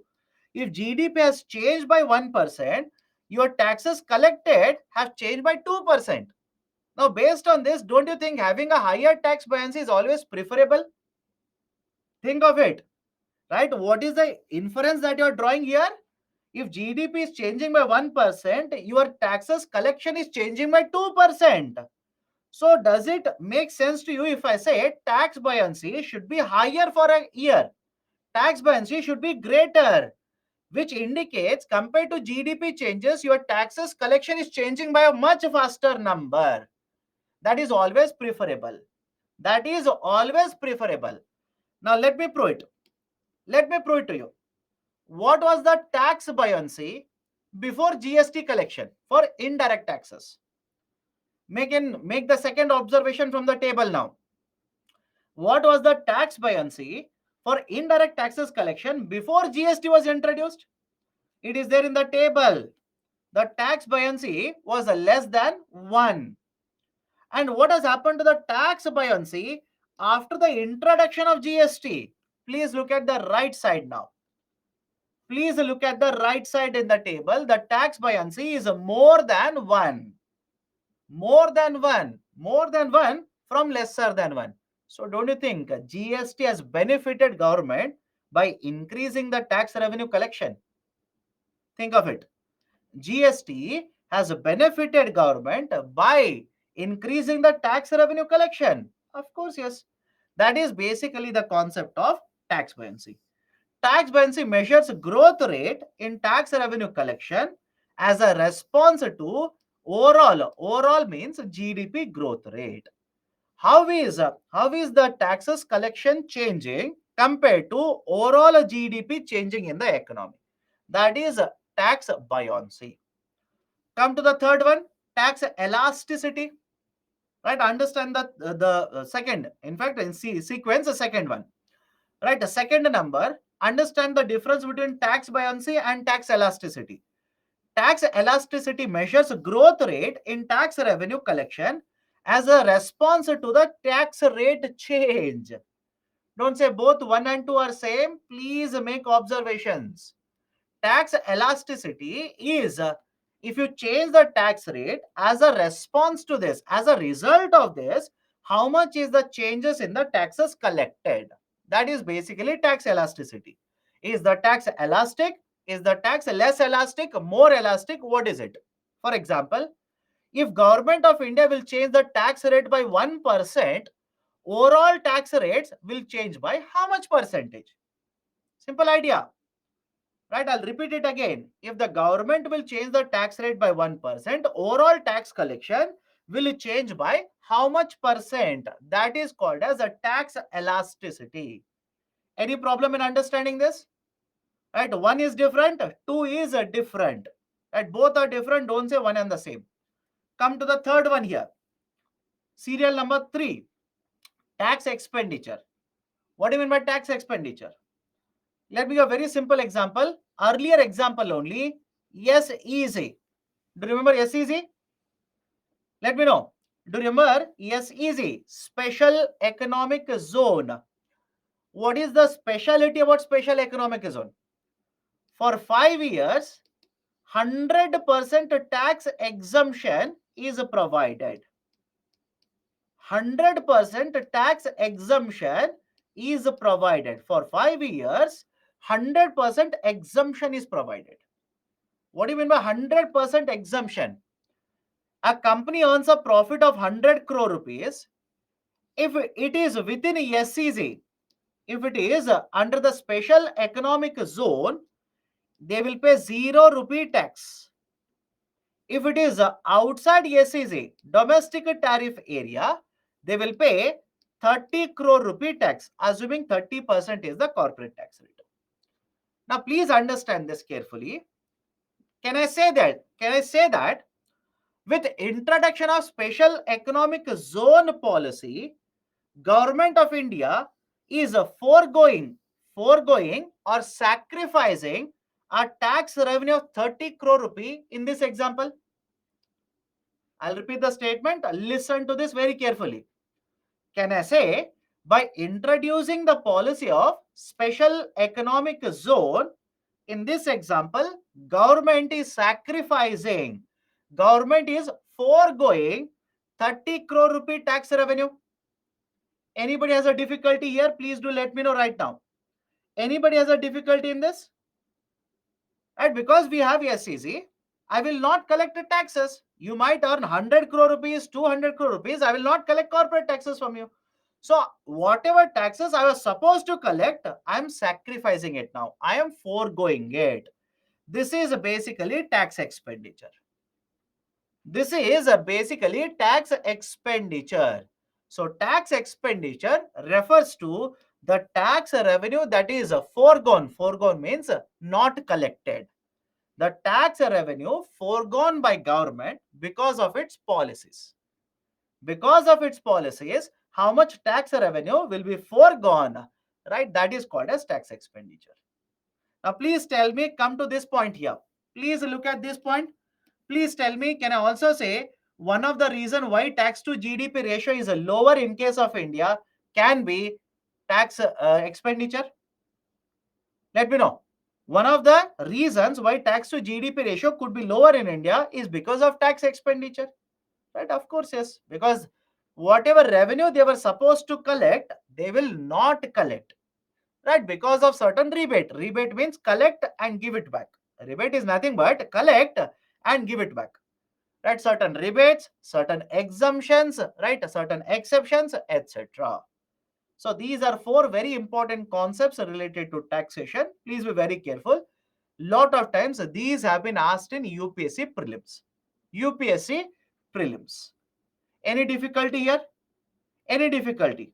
Now let me know whether this makes sense to you.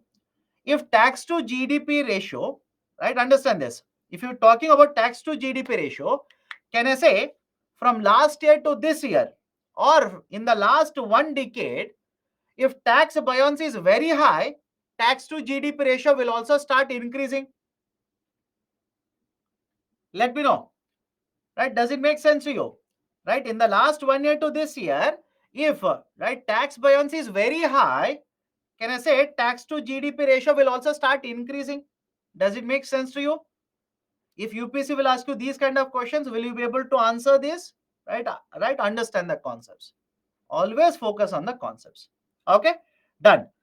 Right? So, what are the issues related to taxation structure? Overall taxation structure in India, loss of revenue because of right tax evasion, tax avoidance. Most of the economy is not covered under taxation. What do you mean by most of the economy? There is a term called as informal economy. There's a term called as informal economy. What do you mean by informal economy? Informal economy refers to that part of the economy that is not covered under any laws, that is not covered under any of the act of the government. Is the logic okay? I'll repeat it again. What do you mean by informal economy? You are talking about that part of the economy which is not governed, which is not covered under any of the laws of government of India, or for that matter, even the state government. Simple example, right? Many of you will ask me, sir, what is the example? A very simple example is, what about those people who are selling, right? Let's say food on the street side. Very, very simple example. What about those people who are selling food on the street side? Do you think they're registered with the government? Again, some of you might simply say, yes, sir, I've seen one person who is registered. Most of them will not be registered. Most of them, they will not be registered with the government. Now, if these are not registered with the government, do you think they will have guaranteed salary? Think of it. Do you think they will get guaranteed salary? They will get, right, guaranteed, the, let's say, social welfare? No. So informal economy is not covered. All the informal economy is not covered. But having said so, please understand my next point also. Is government of India doing anything to provide protection to all of these people? Next question is the government of India or even the state governments, are they doing anything to provide protection to this? Of course, yes. For example, have you read that article? I have asked you to read it, but have you read that article regarding Rajasthan government's new bill? Rajasthan government's new bill where they want to provide social security benefits to these kind of informal workers. Yes or no? Right. So even the central government is doing something. State governments are also doing something. But having said so, please understand, you cannot implement these policies overnight. You cannot implement these policies overnight. It is very difficult to implement these policies overnight. I'm not talking about gig workers. Some of you are asking, sir, is it about gig workers? No, I'm not talking about gig workers. I'm talking about income protection. There is a bill, right, to provide income to this kind of people who are there in the informal economy. Right? We will discuss that later. Don't worry. That is what do you mean by gig worker, what do you mean by platform worker, etc., etc. We'll discuss that later when I take up employment. So most of the economy is not covered under taxation. Government provides a tax exemption to a lot of these taxpayers. Corporates get tax exemptions. Individuals get tax exemptions. As a result of this, tax expenditure bill is higher. That will have a impact on tax revenue collected. And there are a lot of issues related to GST as well. I've discussed them separately. If you want, you can write them, all of them individually also. Okay? Right. So these are some of the issues related to overall taxation structure in India. Now, the last part of the chapter is basically reforms that I will take up after the break. But before that, let me address the questions on you.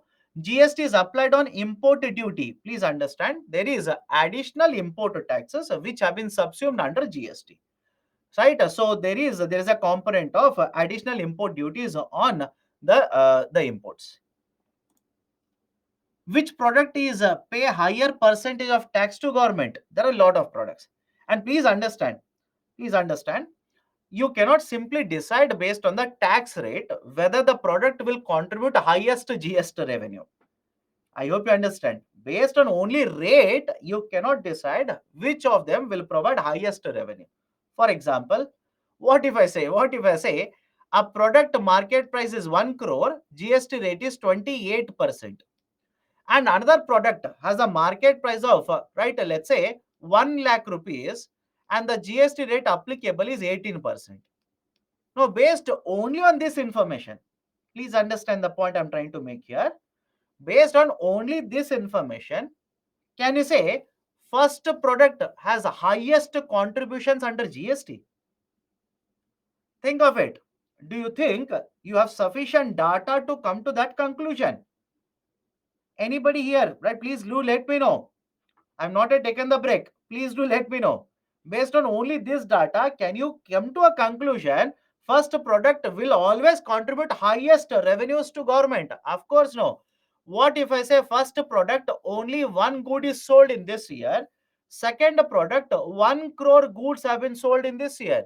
So obviously, it will be the second product which will contribute highest amount of GST revenues. So again, there are a lot of products. Don't complicate it. Don't worry about it. Okay. Greedflation, I've explained that. Sir, GST on import duty. Okay, I've already addressed that as well. Okay. Now next, how seller of packet goods like biscuit, packet, chips, etc. gain profit through GST? How they will get profit through GST? My dear, if you're purchasing a packet of biscuit whose price is 10 rupee, that 10 rupees inclusive of profit as well as GST. Please, right, observe. Please observe. If you don't trust me, go to your kitchen during break. Go to the kitchen. Although your mother will start shouting at you, your father will start right shouting at you. Go to the kitchen. Imagine there's a packet of biscuit. Take the packet of biscuit, or tea powder dabba is there. Take it, right? Or a soft drink is there. Please take it. Turn it around and see whatever is MRP. MRP is inclusive of profit as well as GST. So whatever MRP is you are paying, it is already including profit. Okay. Relationship between tax buoyancy and tax elasticity, both are different. Tax elasticity talks if there is a change in the tax rate, how much will be the change in the revenue collection. Tax buoyancy talks about if there is a change in the GDP, how much will be the change in the revenue collection. Both are different. So GST network is meant for producers and intermediaries only. All the stakeholders, all the producers, all the sellers, all the manufacturers will have to be registered under the GST network. Why cesses and surcharges are kept by the center itself? As per the Constitution of India, as per the Constitution of India, cesses are imposed and collected. Now, whether to give part of it to the states or not, it is entirely left to the central government. Okay, entirely left to the government. Sir, under the GST, number of taxpayers, tax revenue is increased also with volatility has increased. Yes, until last year, there was a lot of volatility. Volatility means a fluctuation. Fluctuation in the GST revenue collection was there until last year. Does informal sector and unorganized sector means the same? Generally, one and the same, but technically, slight difference is there. I'll talk about it when I take up employment. Unorganized is unorganized means traditional sectors such as agriculture. Can we say that SEZ tax expenditure may cost government a negative opportunity cost? Again, do not assess any of these policies based on only one parameter. Please do not assess any of these parameters. Sorry, any of these policies based on only one parameter, because we, as of now, we have not discussed why SCC was implemented. So when we discuss SCC was implemented, you will understand what we are trying to achieve with SCC, Special Economic Zone. There are larger objectives for SCC. Taxation is not an objective of SCC. Okay. Sir, can we say ITC is main reason for GST? What do you mean by main reason? Because when I started discussion GST, I was very clear. I said the central pillar, central theme why GST will work out in India is because we are going to provide ITC at every step. Okay. Okay, done. So let's take a break now. Let's take a break. I will restart the discussion at 8:28. We'll restart the discussion at 8:28. Take a break.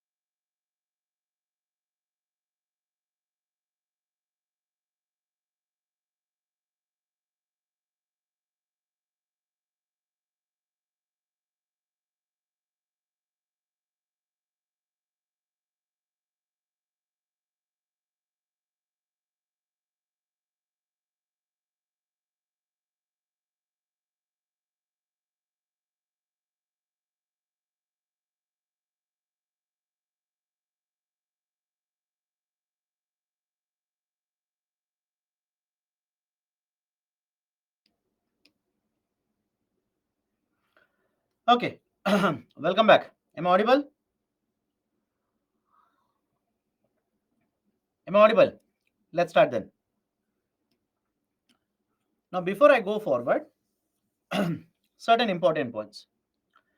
Now, some of you, when I gave you articles last week on Friday, some of you told me that, sir, whatever articles you have given, we have received, but there is no magnification, or the quality of the articles deteriorate once we zoom in or magnify these articles. So coming Friday, that is after 3 days, I'll give you the same set of articles in addition to new articles related to what is the current affairs.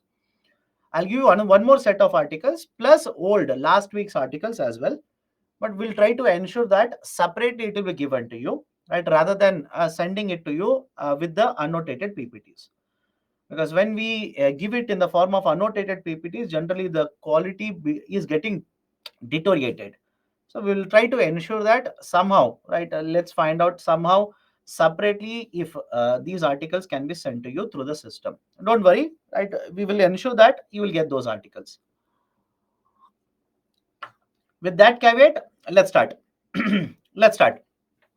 So certain reforms have been implemented by the government, right? GST, etc. We have discussed.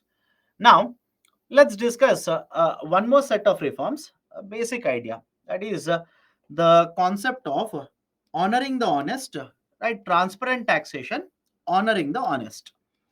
Now, this kind of initiative was announced by the government in 2019 and finally was launched in 2020.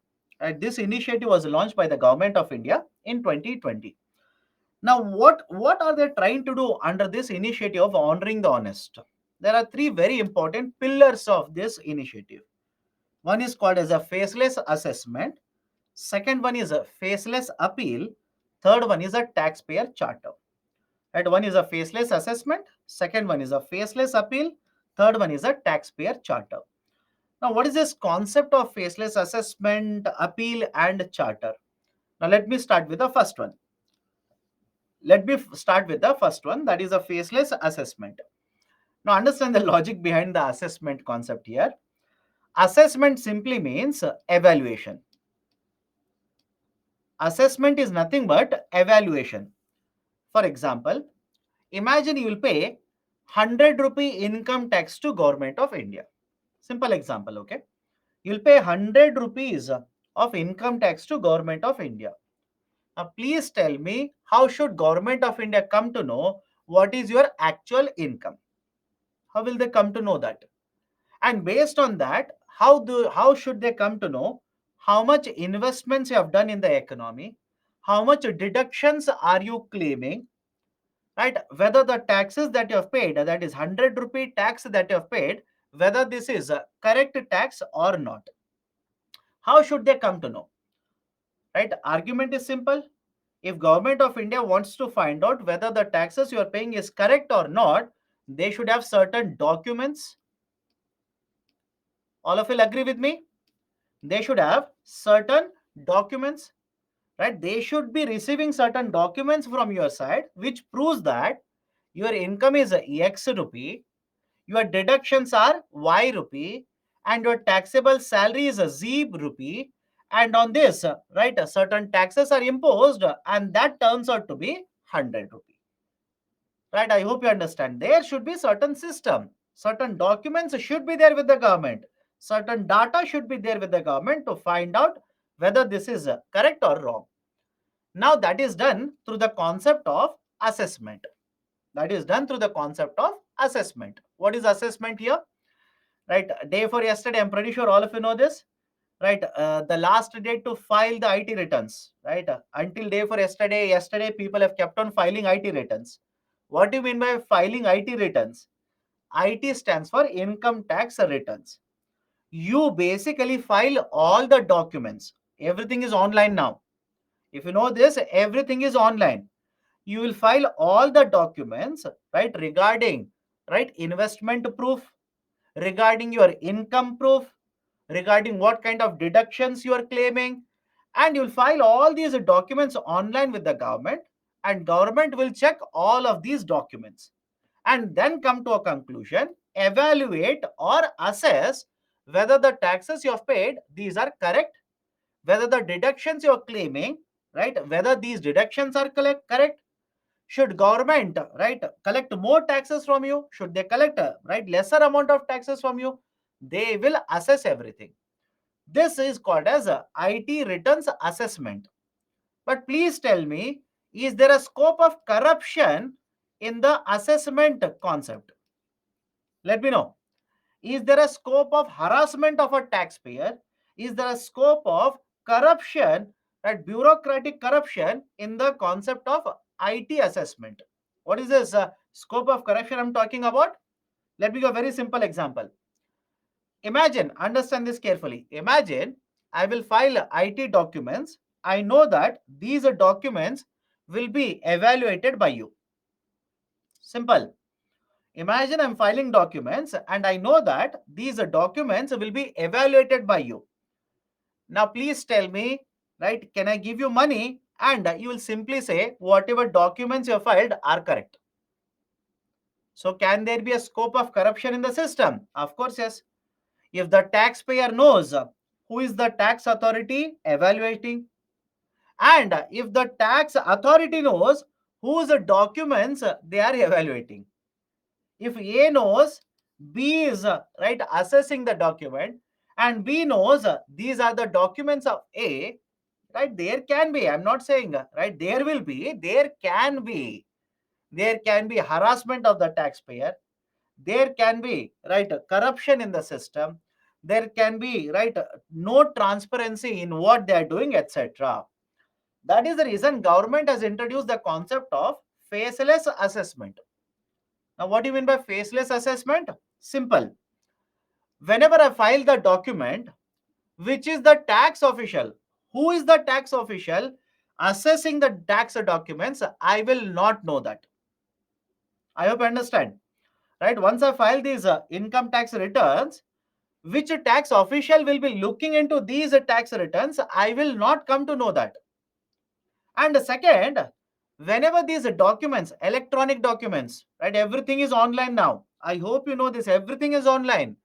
There is a website now set up by income tax department. You will have to log on to the website, file all these documents online itself. All of these is electronic now.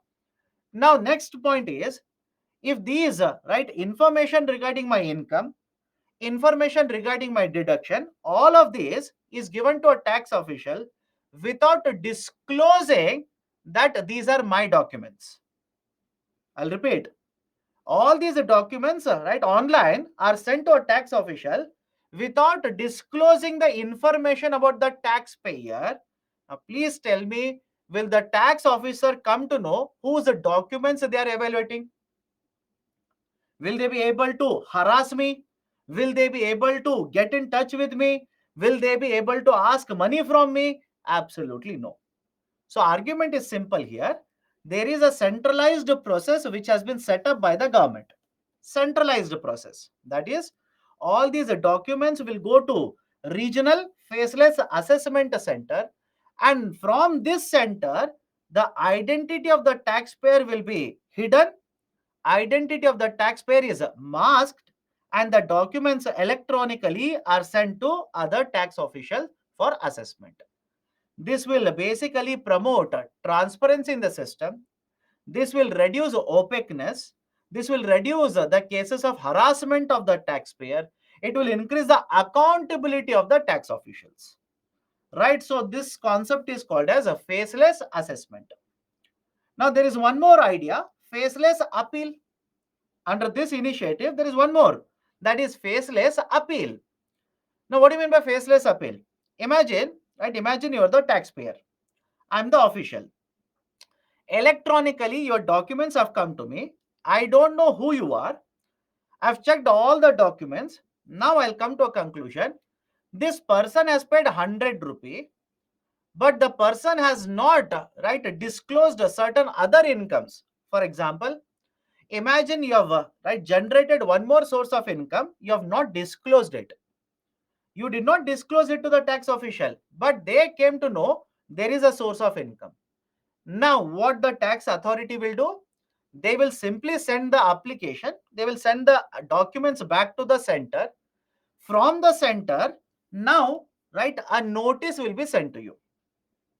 The center knows who is this taxpayer. They have your PAN number, they have your address, they have your email ID. Now, from the center, right, a tax demand, a tax notice will be sent to you. Earlier, please remember this. Physically, the paper was sent to the taxpayer. Physically, they used to send a letter, tax demand notice. They used to send a letter to the taxpayer. Now they are not doing it. They will send a message to your registered mobile number. They'll send an email ID to a registered mobile number saying that, please see, this is the notice number. Log on to the right website, right? The same website. Log on to the website. There is a tax demand notice for you. Please reply to that. So now have a look at this. Right? Unlike earlier system, the tax notice is not sent. The taxpayer doesn't have to go to the income tax office. They do not have to physically interact with the tax official. Everything is being done online now. And now can I simply say this will reduce the harassment of the taxpayers? Earlier, a lot of harassment used to take place. Trust me when I say this. Earlier, lot of harassment of the taxpayers. Harassment in the sense, if you have gone to a government office, please tell me your honest opinion. Honest, by the way. When you have gone to a government office to approach a government official, how cordial they were with you, how friendly they were with you. Did they provide you the complete solution to your problem? Did they even allow you to approach them when you approach these officials? So generally, lot of harassments take place. Lot of harassment takes place. So government says, let's make it faceless. Faceless means the taxpayer does not have to go to office only. Let them reply to the notice online. Right? We will not allow the taxpayer to come in, right? A physical touch, physical contact, that is face-to-face contact with the tax official. Right? So we will make it a faceless process. That is basically faceless appeal. Faceless appeal. So one is a faceless assessment, second one is a faceless appeal, and the third one is the concept of taxpayer charter. Third one is the concept of taxpayer charter. Now, what do you mean by taxpayer charter? It is simply a document. Taxpayer charter is nothing but it's simply a document. In the document, government is right basically saying how what will be the duties of the taxpayers and what will be the commitments. That is what will be the promises of the tax department. How the tax department is supposed to behave, how the taxpayer is supposed to behave, right? Those are listed in a document called as a taxpayer charter. For example, please look at a taxpayer obligation part here. Just observe, what does it say? The document says the taxpayer should be honest. The taxpayer should always file returns with the government. The taxpayer should keep all the records.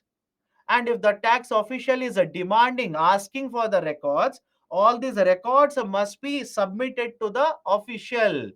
These are the duties, these are the obligations of the taxpayer charter.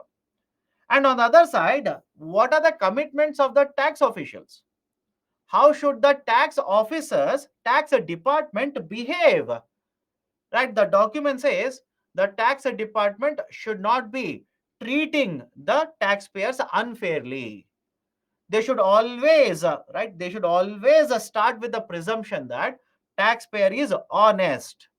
Do not treat everyone like they are criminals. Right? They should be fair, they should be courteous, they should be provided with reasonable treatment. Provide certain mechanisms for appeal. They want to appeal against your tax notice, provide a mechanism for that. Right? There should be a review for whatever process you are implementing, etc., etc., etc. So the taxpayer charter simply is a document. It is a document which provides you information regarding what are the commitments of the tax department and what are the duties or the obligations of the taxpayer. If you ask me, try to buy at 2 to 3 under both of them. try to by heart 2 to 3 under both of them, so that even if a question is asked in UPSC, at least you will have a minimum amount of data with you to write answer. Okay, right? This is basically the concept of the initiative of Government of India honoring the honest. Now next, last concept, by the way, concept of Laffer curve. Idea of Laffer curve. Now what do you mean by Laffer curve here? Please understand, this is based on Mr. Arthur Laffer. This concept was given by an economist in USA, Mr. Arthur Laffer. And because the name is used, it is called as a Laffer curve. I'll explain it. Please listen first. Laffer curve provides a relationship between the tax revenue collected by the government with the tax rate. I'll repeat the statement.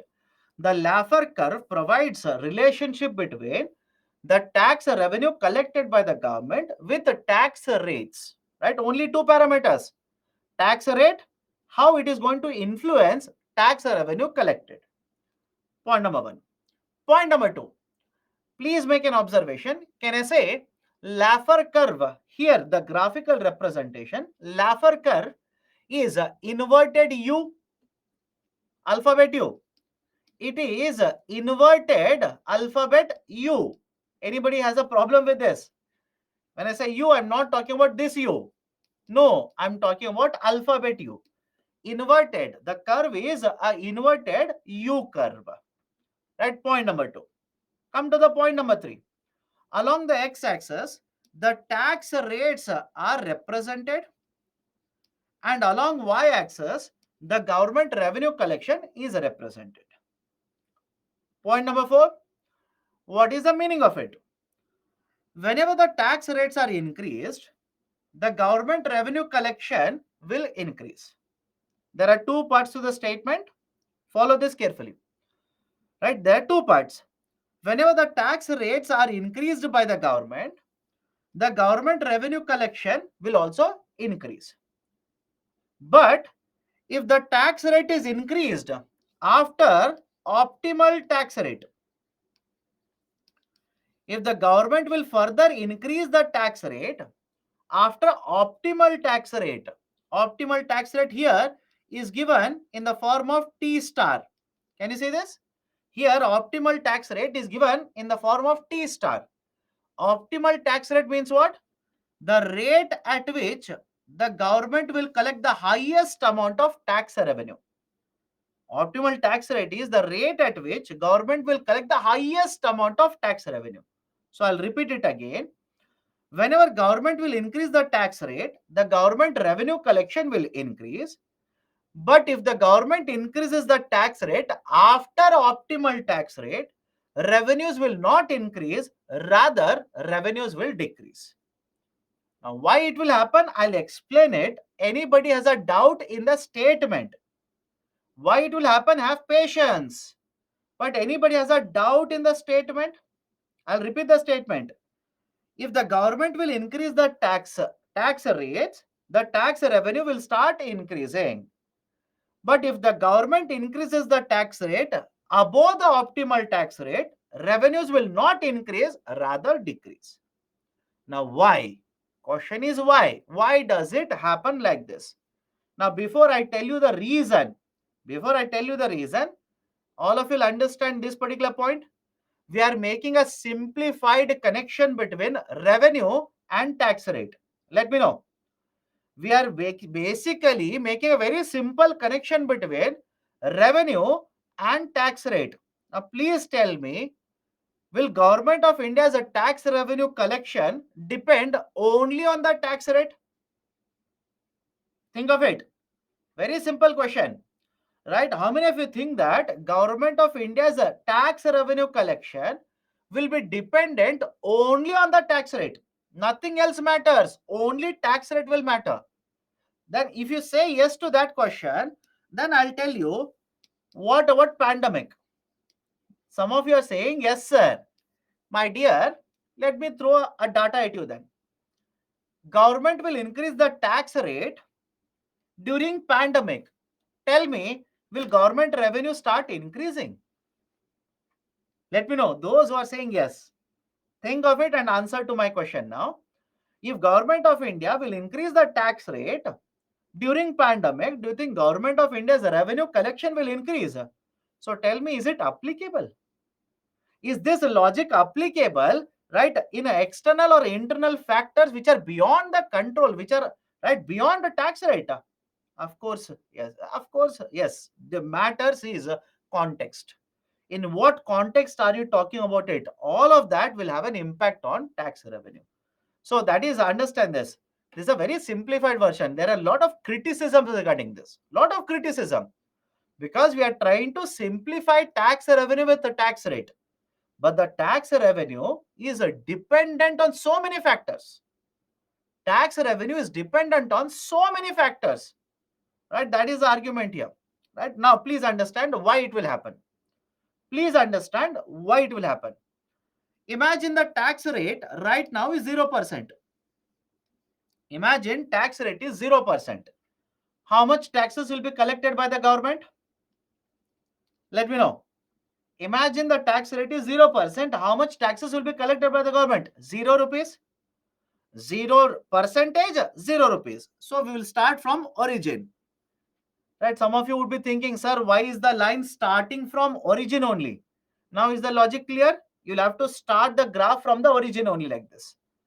From 0%, imagine it will increase to 5%.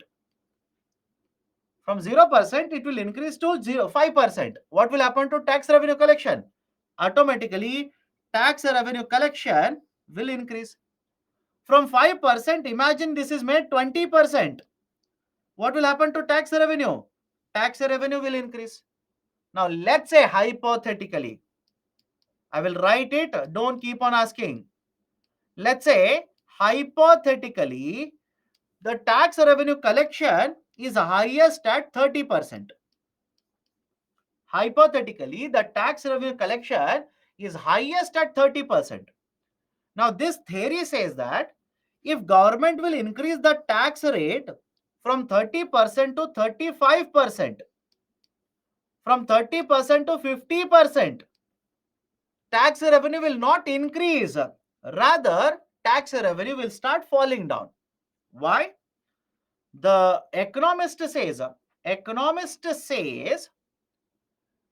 the problem with the higher tax rate, when you cross this optimal tax rate, the problem with higher tax rate is now people who are working will start feeling the burden of taxation.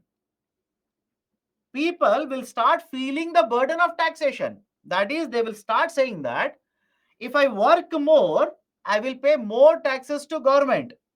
So what they will do? Their behavior will change. They will start replacing work with leisure. Understand the statement here?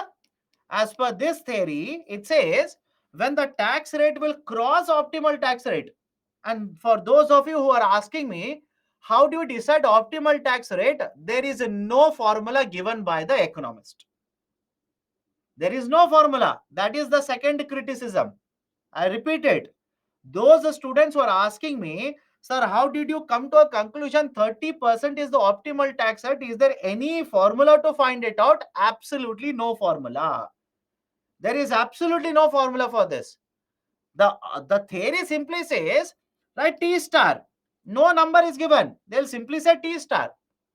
T star means at any rate where your tax revenue collection is the highest, that you take it as an optimal tax rate. Right? Now, please understand this. Right? Can you simply come to a conclusion 30% is optimal tax rate in India? No way.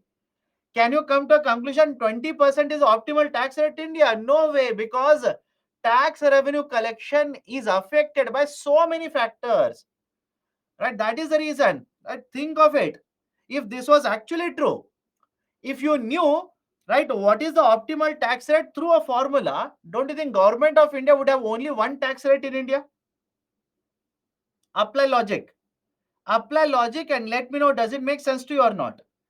If there was a formula, if there was a way to find out what is the tax rate where your revenue will be highest, if there was a formula, don't you think government of India would have already done it? We would have only one tax rate in India instead of 5%, 10%, 18%, 28%, etc. like this. So that is the criticism regarding this theory. It simply says you cross optimal tax rate, impose a higher tax rate, people will start feeling the burden of tax rate, they will work lesser, take more rest. What is the meaning of they will replace work with leisure? They will work lesser, take more rest. And if they are working less, their income will be lesser. If their income is lesser, taxes collected by the government will also be lesser. Now look at the highest rate here. Look at the highest rate. Why is it coming to the right, the x-axis again? Why is it connecting to the x-axis? Highest tax rate is 100%. Highest tax rate is 100%, which means whatever you are earning, government will take it away. Now please tell me, will you work? Think of it. Right? If whatever you are earning, government will take it away. 100% tax rate. Will you even work? Absolutely no. Right? You will not work. You will not work means you will earn 0 rupee income. 100% tax rate. Right? Look at the calculation. 100% tax rate on 0 rupee income. How much will be the taxes collected by the government? Government will collect a 0 rupees. Right? So I hope now you have understood why it is in a form of an inverted U shape, starting at origin, again falling to x-axis itself. Again falling back to x-axis. This is basically a theory. Will it work out in real life? No, it will not work out. I've told you the problem already with theory. Right? It is making a very simple assumption. Tax rate will always be deciding how much revenue you will collect. That is not in reality. It doesn't tell you what is the optimal tax rate. It doesn't tell you how to arrive at optimal tax rate, how to decide what is the optimal tax rate. There is no formula. Right? So these are some of the concerns regarding the concept of Laffer curve. Why are we learning about this theory? Because questions have been asked by UPSC on this theory. Questions have been asked in UPSC on this theory. That is the reason you will have to learn these theories. Okay, done. So these are the various concepts related to taxation, right? A very big chapter we have covered extensively. Now, do not worry about all the concepts in taxation. Many of you will simply say, sir, this concept, that concept, should I read this tax, that tax, etc. Don't waste your time in reading all of this. Now, please understand, I'll add one more current affairs point here.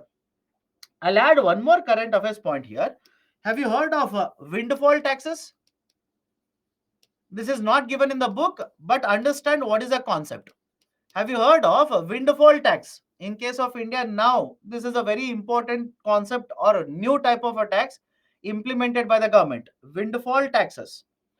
Now, what is this idea of a windfall tax? Please understand the meaning of the term windfall first. Windfall means you are earning more profits, your profits have increased, but these profits which have increased is not because of your policy. Right? I'll repeat the statement. What do you mean by windfall profits here? What do you mean by windfall here? Windfall means your profits suddenly start increasing, but this rise in the profit is not because of your policy. It is not because of your activity. It is because of certain external events. Because of certain other events, you will start earning more profit. That is called as windfall. Now, please tell me whether this makes sense to you or not, whether this is windfall or not. I'll give you example. Follow this very carefully. Russia-Ukraine war. From the last year, this has been happening. Point number one. Russia-Ukraine war has been taking place for last more than 1 year now. Point number two. As a result of Russia-Ukraine war, what happened to the international prices of crude? Please tell me. What happened to international prices of crude? International prices of the crude actually went up, which means in the international market, fuel prices went up. Second point. Third point. Third point. We, that is Indians, right? Companies in India, right, owned by government of India or private sector companies. Now we are purchasing crude oil from Russia. Correct? Russia is exporting crude oil to India. Anybody has a problem with this? If anybody has a problem, please do let me know. I will ask you to read newspapers carefully then. Right? Russia is exporting crude oil to India. Right? Now, remember this point. Whenever they export this crude oil, they are not exporting at international prices. They are not exporting this crude oil at international prices. They are exporting at discounted prices, at lower than international prices. Now you'll ask me why. Is it not a loss for Russia? Why are they exporting at lower prices? My dear, reason is simple. Many countries, for example, G7, many countries have imposed sanctions on Russia. They are saying we will not purchase oil from Russia, right? And we will not allow them to sell it to other countries. But India says, right, we do not recognize these sanctions. We will purchase from Russia. Now, don't you think Russia, in order to earn revenue by selling crude oil, will prefer to sell to India at lower prices? Yes or no? If Russia says no, I will sell it at 20% higher than international prices. If Russia says I will sell it at 40% higher than international prices, India says then I will purchase more oil from other countries. Why from you? So there is right this kind of a benefit for both of them. That is India as well as Russia. Russia is able to sell crude oil, earn money. India is able to purchase crude oil at lower prices. Now have a look at this. In the international market, prices of fuels have gone up, whereas in case of India, companies are able to purchase crude oil at lower prices. Now, don't you think there is a benefit for these companies if they start exporting to international market? That is, let's say Indian Oil Corporation. Indian Oil Corporation will purchase a crude oil at a lower prices from Russia, and in the international market prices of fuels is very higher. They will export it at higher price. Yes or no? They will be able to purchase the input. Crude is nothing but raw material. They are purchasing the input at a lower price, and in the international market prices of fuels, that is diesel, petrol, etc., is higher. They'll be able to export it and earn more profit. Any problem with this statement? Please do let me know. Right? They are able to increase their profit because of the difference in the prices in two different markets. This is basically windfall. This is basically windfall. Now government of India says on this, right, because you are earning more profit, I will impose more taxes on you. I will impose more taxes on you. This is called as a windfall tax. This is basically windfall tax. Done? This is there in the current affairs. Please be very, very careful. Okay. Now, let's start solving questions. Let's start solving questions now.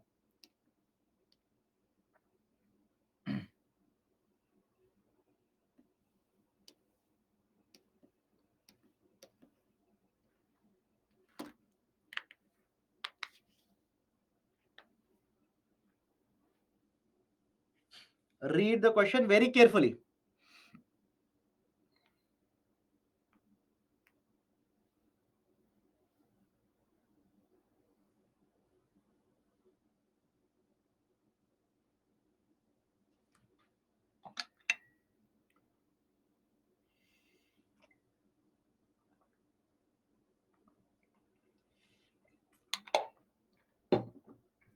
Which of the following is not a feature of value added tax? Many of you, I'm pretty sure you have missed the term not here. Let's start. It is a multi-point destination based system of taxation. Statement correct? Yes. It is a tax levied on the value addition at each stage of transaction in the production distribution chain. Anybody has a problem with this? It is also correct. At every step, based on the value addition, we are imposing taxes. Same thing, value added taxation. It is a tax on the final consumption of goods or services and must ultimately be borne by the customer. Statement is correct. It is basically a subject of central government and the state governments are only facilitator for its successful implementation. VAT was implemented by the center or states? Let me know. VAT as a concept, was it implemented by the center or states? VAT was basically a subject under states, not by the center. I've told this multiple times. State governments implemented VAT. So option D, statement D is wrong. Option D is the right option for this question. Okay, first point. It is a multi-point destination-based system of taxation. My dear, since yesterday, have I not given you the example of multiple sales taking place where taxes, that is VAT, is imposed and collected at multiple places? Please do let me know. And in the beginning today itself, today, morning, beginning, did we not come to a conclusion why VAT is a destination based taxation? Those are asking why it is destination. Did you not listen to the beginning of the class? Please tell me, did you not listen to the beginning of the discussion today morning? The state where consumption happens will basically collect the VAT. That is the reason it is a destination. It is a tax on final consumption of goods and services and must be ultimately borne by customer. What is wrong with that? Right statement, right? And whatever consumers will purchase, ultimately the tax burden will fall on the customer. Option C is correct. Okay. Okay. Next question.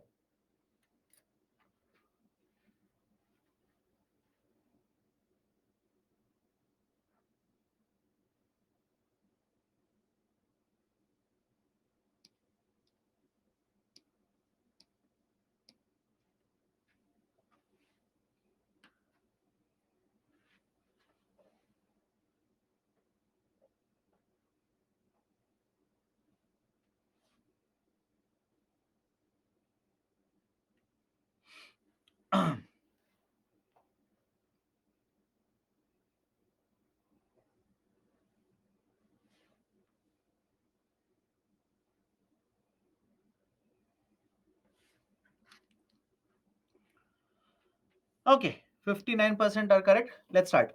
Some of you will say, sir, you have not discussed current account deficit. We'll discuss that, but don't worry. Right? I'll tell you. I'll tell you how do you generally find these kind of statements. What is or are the most likely advantages of implementing GST? It will replace multiple taxes collected by multiple authorities and will thus create a single market. Single market is national market. First statement is correct. It will drastically reduce current account deficit. I have not discussed current account deficit. We'll discuss that when I take up international trade. Have patience. We'll discuss this when I take up international trade. But more importantly, whenever UPSC will use the term extreme terms such as drastically, enormously, etc., most of the time statements are wrong. Right? As of now, please understand, I'm only saying we have not discussed current account deficit, but this second statement is wrong. Why? They use an extreme term enormously. And when we discuss current account deficit, you will only understand it, don't worry. It will enormously increase the growth and size of the economy of India and will enable India to overtake China. China's GDP is around 19 to 20 trillion dollars.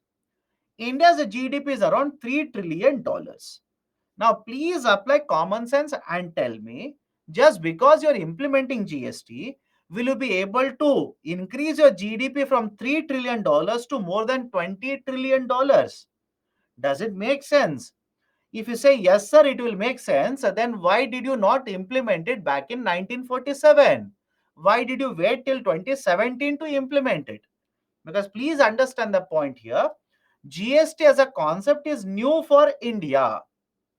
GST as a concept is new for India. There are more than 150 countries around the world who have already implemented GST. So for us, it is new, right? Only 5 years. But many countries have been implementing GST for many, many decades around the world.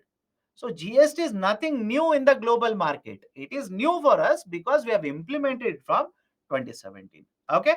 So third one, no, it will not help you to overtake China. Only GST will not help you to overtake China. So 2 and 3 are wrong. First one is correct. Right option is option A. Now please understand, some of the students keep on asking English term to an economics faculty. My dear, you will have to understand, some of them are asking what you mean by advantage here, right? Please understand, we should not be starting CSAT English classes now. We should be discussing economics here. We should not be shifting to English classes. Some of you are asking, right, sir, what do you mean by, right, enormous? Enormous means very large. Don't you think enormous is a English term, not economics term, right? It is English term, right? So please increase your vocabulary then. My argument will be increase your vocabulary, because please understand, whether you like it or you don't like it, you have English part in the CSAT paper. You cannot complain. You will have to improve it. Right? So second one is wrong, third one is wrong, first one is correct. The right option is option A here. Let me go to the next question.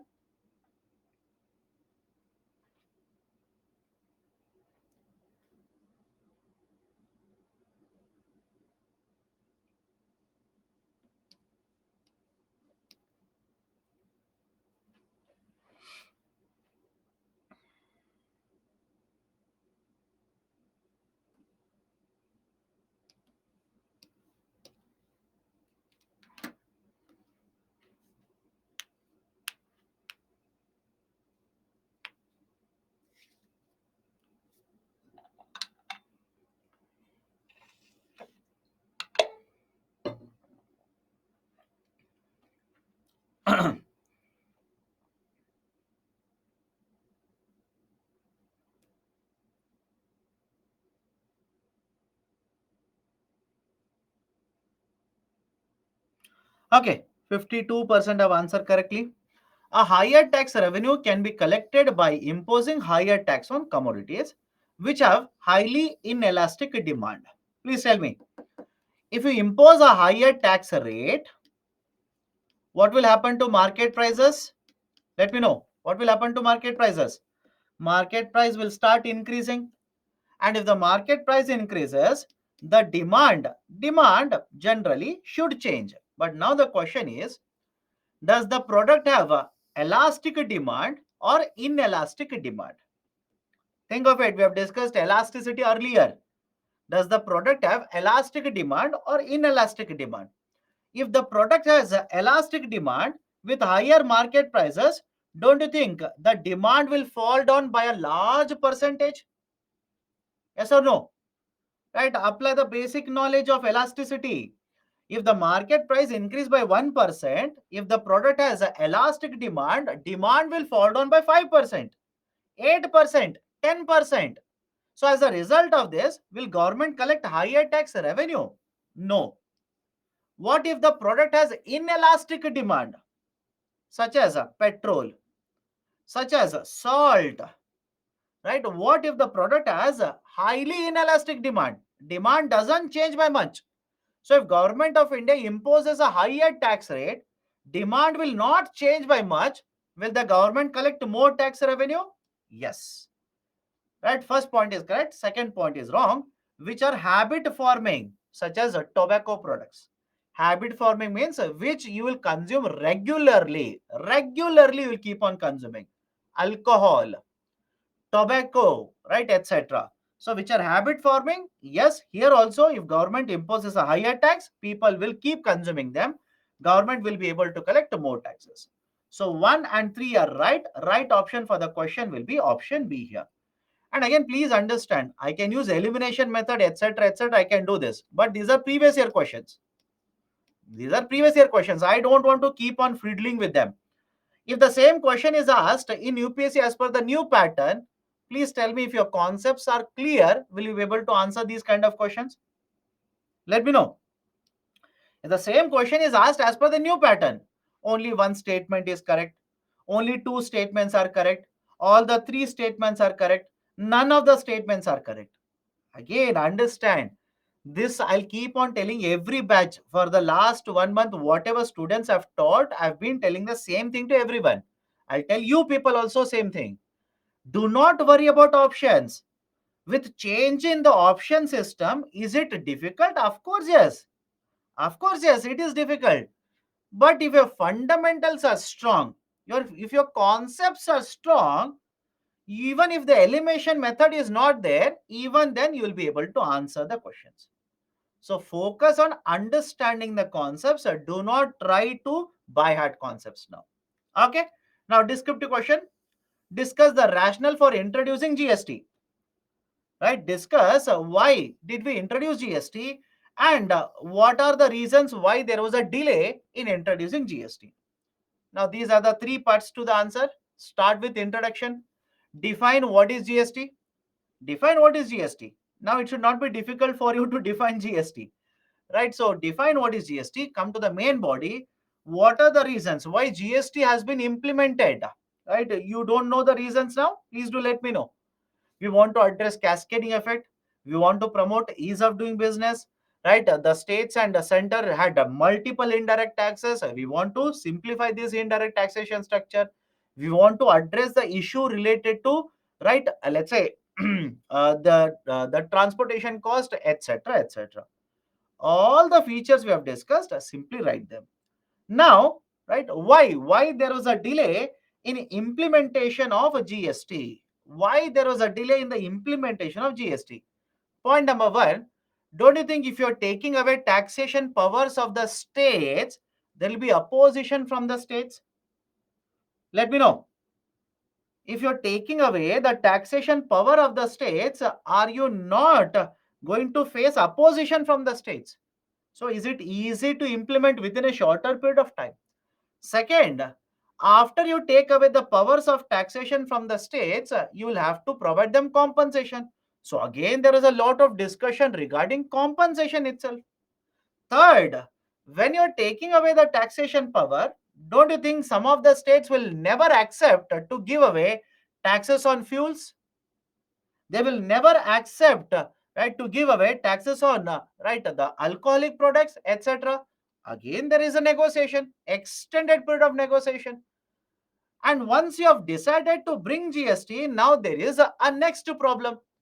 What should be the authority now to take care of GST implementation? What goods should be taxed at 18%? What should be taxed at 28%? So don't you think there has to be a lot of work done before we implement GST? And that is the reason there was a huge delay in implementation of goods and services tax in India. Okay, right? So you have addressed all the parts to the question, right? Easily you can hit 250 words. Next one, enumerate the indirect taxes which have been subsumed. Enumerate simply means a list. List all the indirect taxes which have been subsumed under GST. Also comment on the revenue implications of GST in India. Now, first part should be very simple to you. Start with introduction, come to the main body. In the main body, please provide certain examples. And yesterday I told you, please by heart 2 to 3 from central government, 2 to 3 from the state governments. By heart and write them. List out the indirect taxes at center and state level. So first part, definition. Main body is listing out. There is one more part here, revenue implication. What are the revenue implications of GST? What are the revenue implications? Point number one, revenue implications is it will increase the number of taxpayers. It will widen the tax base. Anybody has a problem with the statement? It will widen, it will have an impact on the tax base in India. Second, it will have an impact on revenues collected by the central government as well as state governments. Anybody has a problem? It will have an impact on revenues collected by central government as well as state governments. It will have an impact on right, it will have an impact on what is the market price, revenue implication, market price. It will have an impact on what will be the tax burden on the customer, what will be the tax burden, right, on the manufacturer, etc, etc. So these are certain revenue implications associated with the concept of GST, which has been implemented since 2017, that is 1st July 2017 in India. Okay, right? So these are the two descriptive questions that has been asked by UPSC in the last 2 to 3 years, right? From the concept of goods and services tax plus taxation. And now please do let me know. Please do let me know, at least now, are you okay if I say GST as a concept is very much important for your prelims as well as mains? Let me know. At least now, when I say, right, when I say GST is very, very important for you for both prelims and mains, will you agree to me? In fact, I'll tell you the latest point also. Latest point. That is prelims of 2023. There was no question asked on GST in the prelims of 2023. Right? There was no question asked in the prelims of 2023 on GST. Now you will have to focus on mains, whether they will ask in mains on GST or not. Okay. Anyways, come to the next chapter now. Banking chapter. Very, very important. Banking chapter. Very, very important. Okay. Now, this is the list of the topics. Do not by heart the list of the topics. We'll go one by one. Okay, we'll go one by one. So, this is the list of the topics that we'll be covering under the chapter of banking. Now, let me start with the basic idea. Let me start with a very, very basic idea. That is money. Now, everybody has money. Right? Let me know. Right? Everybody has money. You have money. I have money. We use money. But what do you mean by money? What is the meaning of the term money? Please remember, money basically is a mode or a medium of payment. It is a mode or medium of payment. This is the definition. It is a medium of payment. Or else they will also say money is a mode which is used for making transfers in the market. Right? It is a mode, it is a medium which is right used for exchanging transfers in the market. What is the meaning of it? If you come to the market to my shop, you will pay money and you will purchase a bottle. Is it not exchange? Let me know. Right? You will come to the shop, you will pay money and you will purchase the bottle. Are we not exchanging? Exchanging means I am giving you bottle, I am taking money. That is exchange. It is a mode of exchange or a medium of exchange. Right? So different definitions are given, but essentially that is the meaning of the term money. Now come to the second type directly. After that, I'll go to the first type. Come to the second type. What is the second example of a money that I've written here? The second type of money that I've written here is fiat money. Now, fiat money means what? I'm pretty sure all of you either have coins, currency coins with you, or currency notes with you. Some of you will have both of them. Nothing wrong with that. Some of you will have both of them. So you have currency coins and currency notes. Now understand this. Both are examples of fiat money. Both are fiat money. But what is the meaning of fiat money? Fiat money means the value of the money is decided through the order of the government. The government will decide what is the value of the money. For example, if you have 500 rupee currency note, who decided that that piece of paper will have 500 rupee value in the market? Think of it. You have a currency note, right? Imagine this is the currency note. On this currency note, 500 rupees written. If you don't trust me, look at it. It is 500 rupee written in the center.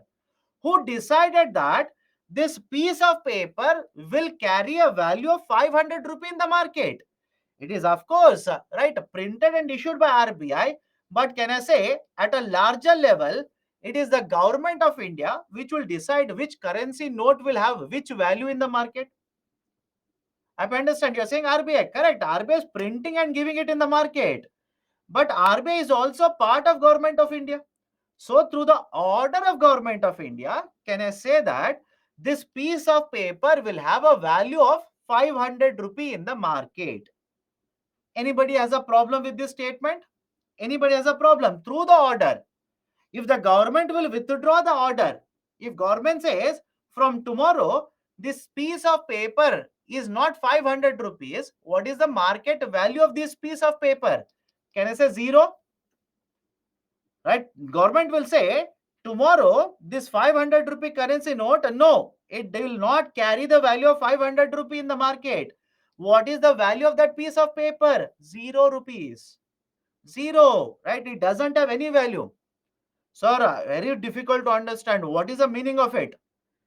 Please check. In some of your homes, you might be having old 1,000 rupee notes, right? You are moving the books on from this side to that side, right? Your father was arranging certain goods from this side to that side, right? Or let's say in a kitchen, in one of the right, let's say in one of the bottles or in one of the boxes, you found old 1,000 rupee note.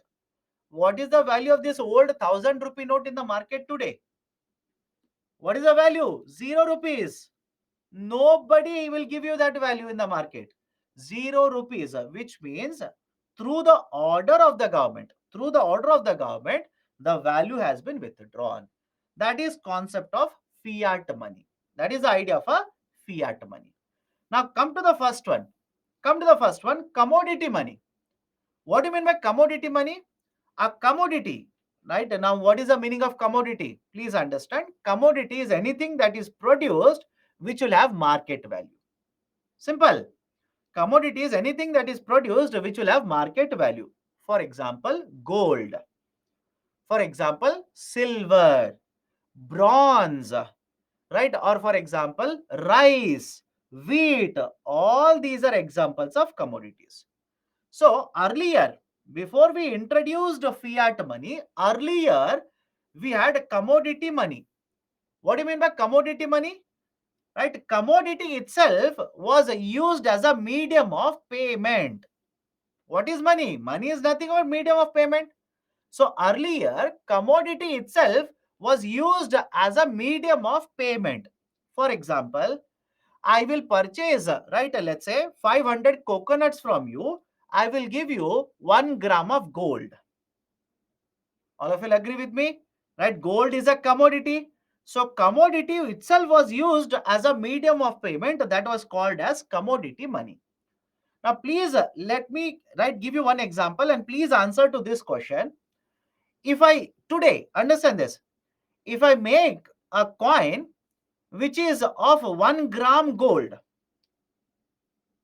if I make a coin of 1 gram gold, what is the market price? What will be the value of this coin? Let me know.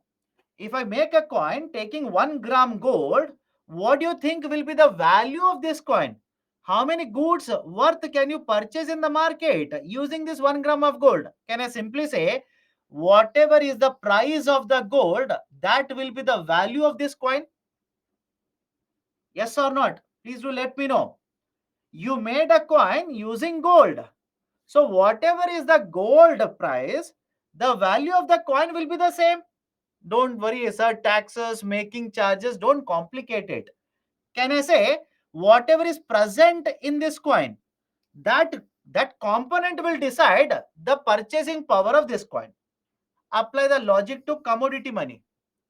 Apply the same logic to commodity money. In case of commodity money, we are using gold. We are using gold coin to make payment. So what is the value? What is the purchasing power of this coin? Whatever is the value of the gold, that will be equivalent to the purchasing power of the coin. Right? That is basically called as intrinsic value. We are using gold that is present in the coin. So that whatever is the value of the gold, purchasing will also be dependent. The money will also have the same value in the market. Now come to 500 rupee currency note. Look at this and tell me, in case of 500 rupee currency note, what is the intrinsic value of this currency note? What is intrinsic value? Intrinsic value, my dear, intrinsic value. Right? What is content? What is the content in the piece of paper? That's it, paper. Some of us are saying 500 rupee. Right? Listen carefully first. Listen, intrinsic value. Intrinsic value is basically what is the component, what is raw material in simple terms. What is the value of raw material that you are using here? Right? In case of a gold coin, what is raw material? Gold is the raw material. At least now, are you okay with this? I'll start with example one. In case of gold coin, what is the raw material? Raw material is gold. So whatever is the value of the gold, that should be value of the coin. But here, paper. Paper is, government says, useless. Government says paper is useless. So if government will withdraw the value of this 500 rupee note, what is the intrinsic value? Absolutely nothing. Right? Zero. An intrinsic value of right fiat money, that is currency notes, is negligible. Many of the experts simply say it is 0 rupees because it is simply a piece of paper. That's it. It is simply a piece of paper if government will withdraw the order. Right? So fiat money has an intrinsic value negligible. Some of the experts will say 0. Whereas a commodity money, intrinsic value itself will decide what is the value of the currency. Done? Right? Now there is one more term called as liquidity. Last point, there is one more term called as liquidity. Liquidity means how quickly you can convert the asset into money. I'll repeat the statement. What do you mean by liquidity? Last point, I'll stop after this. How quickly you can convert this into money, asset into money. For example, please tell me, you have 100 rupee worth of gold on one side, you have 100 rupee cash on the other side. Which has more liquidity? You have 100 rupee worth of gold in one hand, 100 rupee cash in the other hand. Which has more liquidity? Can I say cash? And let me know, can I also say cash has absolutely highest liquidity out of all the assets in the market? Right? The 100 rupee cash has highest liquidity, absolutely liquid. Why? You do not have to convert that into money. It is already in the form of money. Is it okay? You do not have to convert that into money. It is already in the form of money. Hence, cash, they'll say, absolutely liquid, highest liquidity out of all the assets. Right? So, these are certain important features related to fiat. Can we go forward now? Right? So, forward in the sense, right? That's it for today. If you have any questions, please do let me know. We will, right? I'll answer this. Otherwise, we'll stop the discussion for today. Alcohol has inelastic or elastic demand? My dear, you tell me. Alcohol has an elastic demand or inelastic demand? Alcohol has almost very near to inelastic demand. Demand will be very high irrespective of market prices. Can I prove it? Can I prove it? Right? During pandemic, sale of alcohol was stopped. But after certain time period, sale of alcohol was allowed, but state governments imposed higher taxes. Do you think demand came down for alcohol? No. Okay. Economics optionals. I've told you this already. Economics optionals, if your background is economics, only then think of taking economic optionals.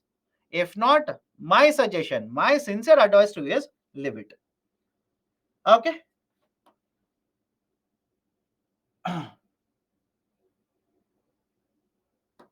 uh, in the end, snob appeal simply means people who have more money. People who have more money will purchase certain products because this is costly. Because this is very costly in the market. Prices are very high in the market. Okay, that is called a snob appeal. Other people will not be able to afford it because it is very costly. I have more money, I will purchase it. Negative opportunity cost implies loss. Intrinsic means what is the value? I've written here, please have a look at it. What is the value of the product? What is value? If you're making a coin using silver, Please tell me, don't you think what is the price of the silver will be price of the coin? That is value, intrinsic value.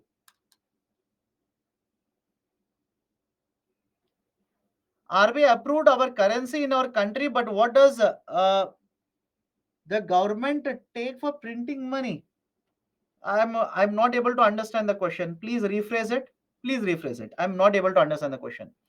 Liquidity simply means how quickly you can convert the asset into money. How quickly can you convert the asset into money? That is basically liquidity. For cash, you do not have to convert, it is already in the form of money, hence has the highest liquidity. Inverted duty, I'll repeat it. Whatever taxes you have paid on the input is greater than the taxes that you have collected by selling the product. That is called as inverted duty. When we talk about GDP growth to be at 6% or 7%, is it nominal GDP or real GDP? If nothing is mentioned, right, nothing is mentioned, by default, it is real GDP. Sir, RBI anything take to government for printing money for our country? If RBI is using government presses, if RBI is using government facilities to print money, government will collect certain charges from RBI. Lots of problems in making notes for economics. What is the problem? If you tell me what is the problem, only then I can tell you solution. If you simply say problem is there in making notes, how do I understand it? Any articles to read from today's newspaper? I was able to read only Hindu newspaper today. In central page, I would recommend read article on semiconductors. There is an article on semiconductor in central page, and second article there is one article on the concept of LPG subsidy. Again central page only. Read these two articles if you ask me from Hindu newspaper today. Okay. Okay, done then. Done. We'll stop the discussion today here. We'll continue. We'll continue the discussion. Basically, with concept of money, right? Certain more examples are there with the concept of money. We'll start from fiduciary money tomorrow morning. Okay. So take care. See you tomorrow sharp at 6 a.m.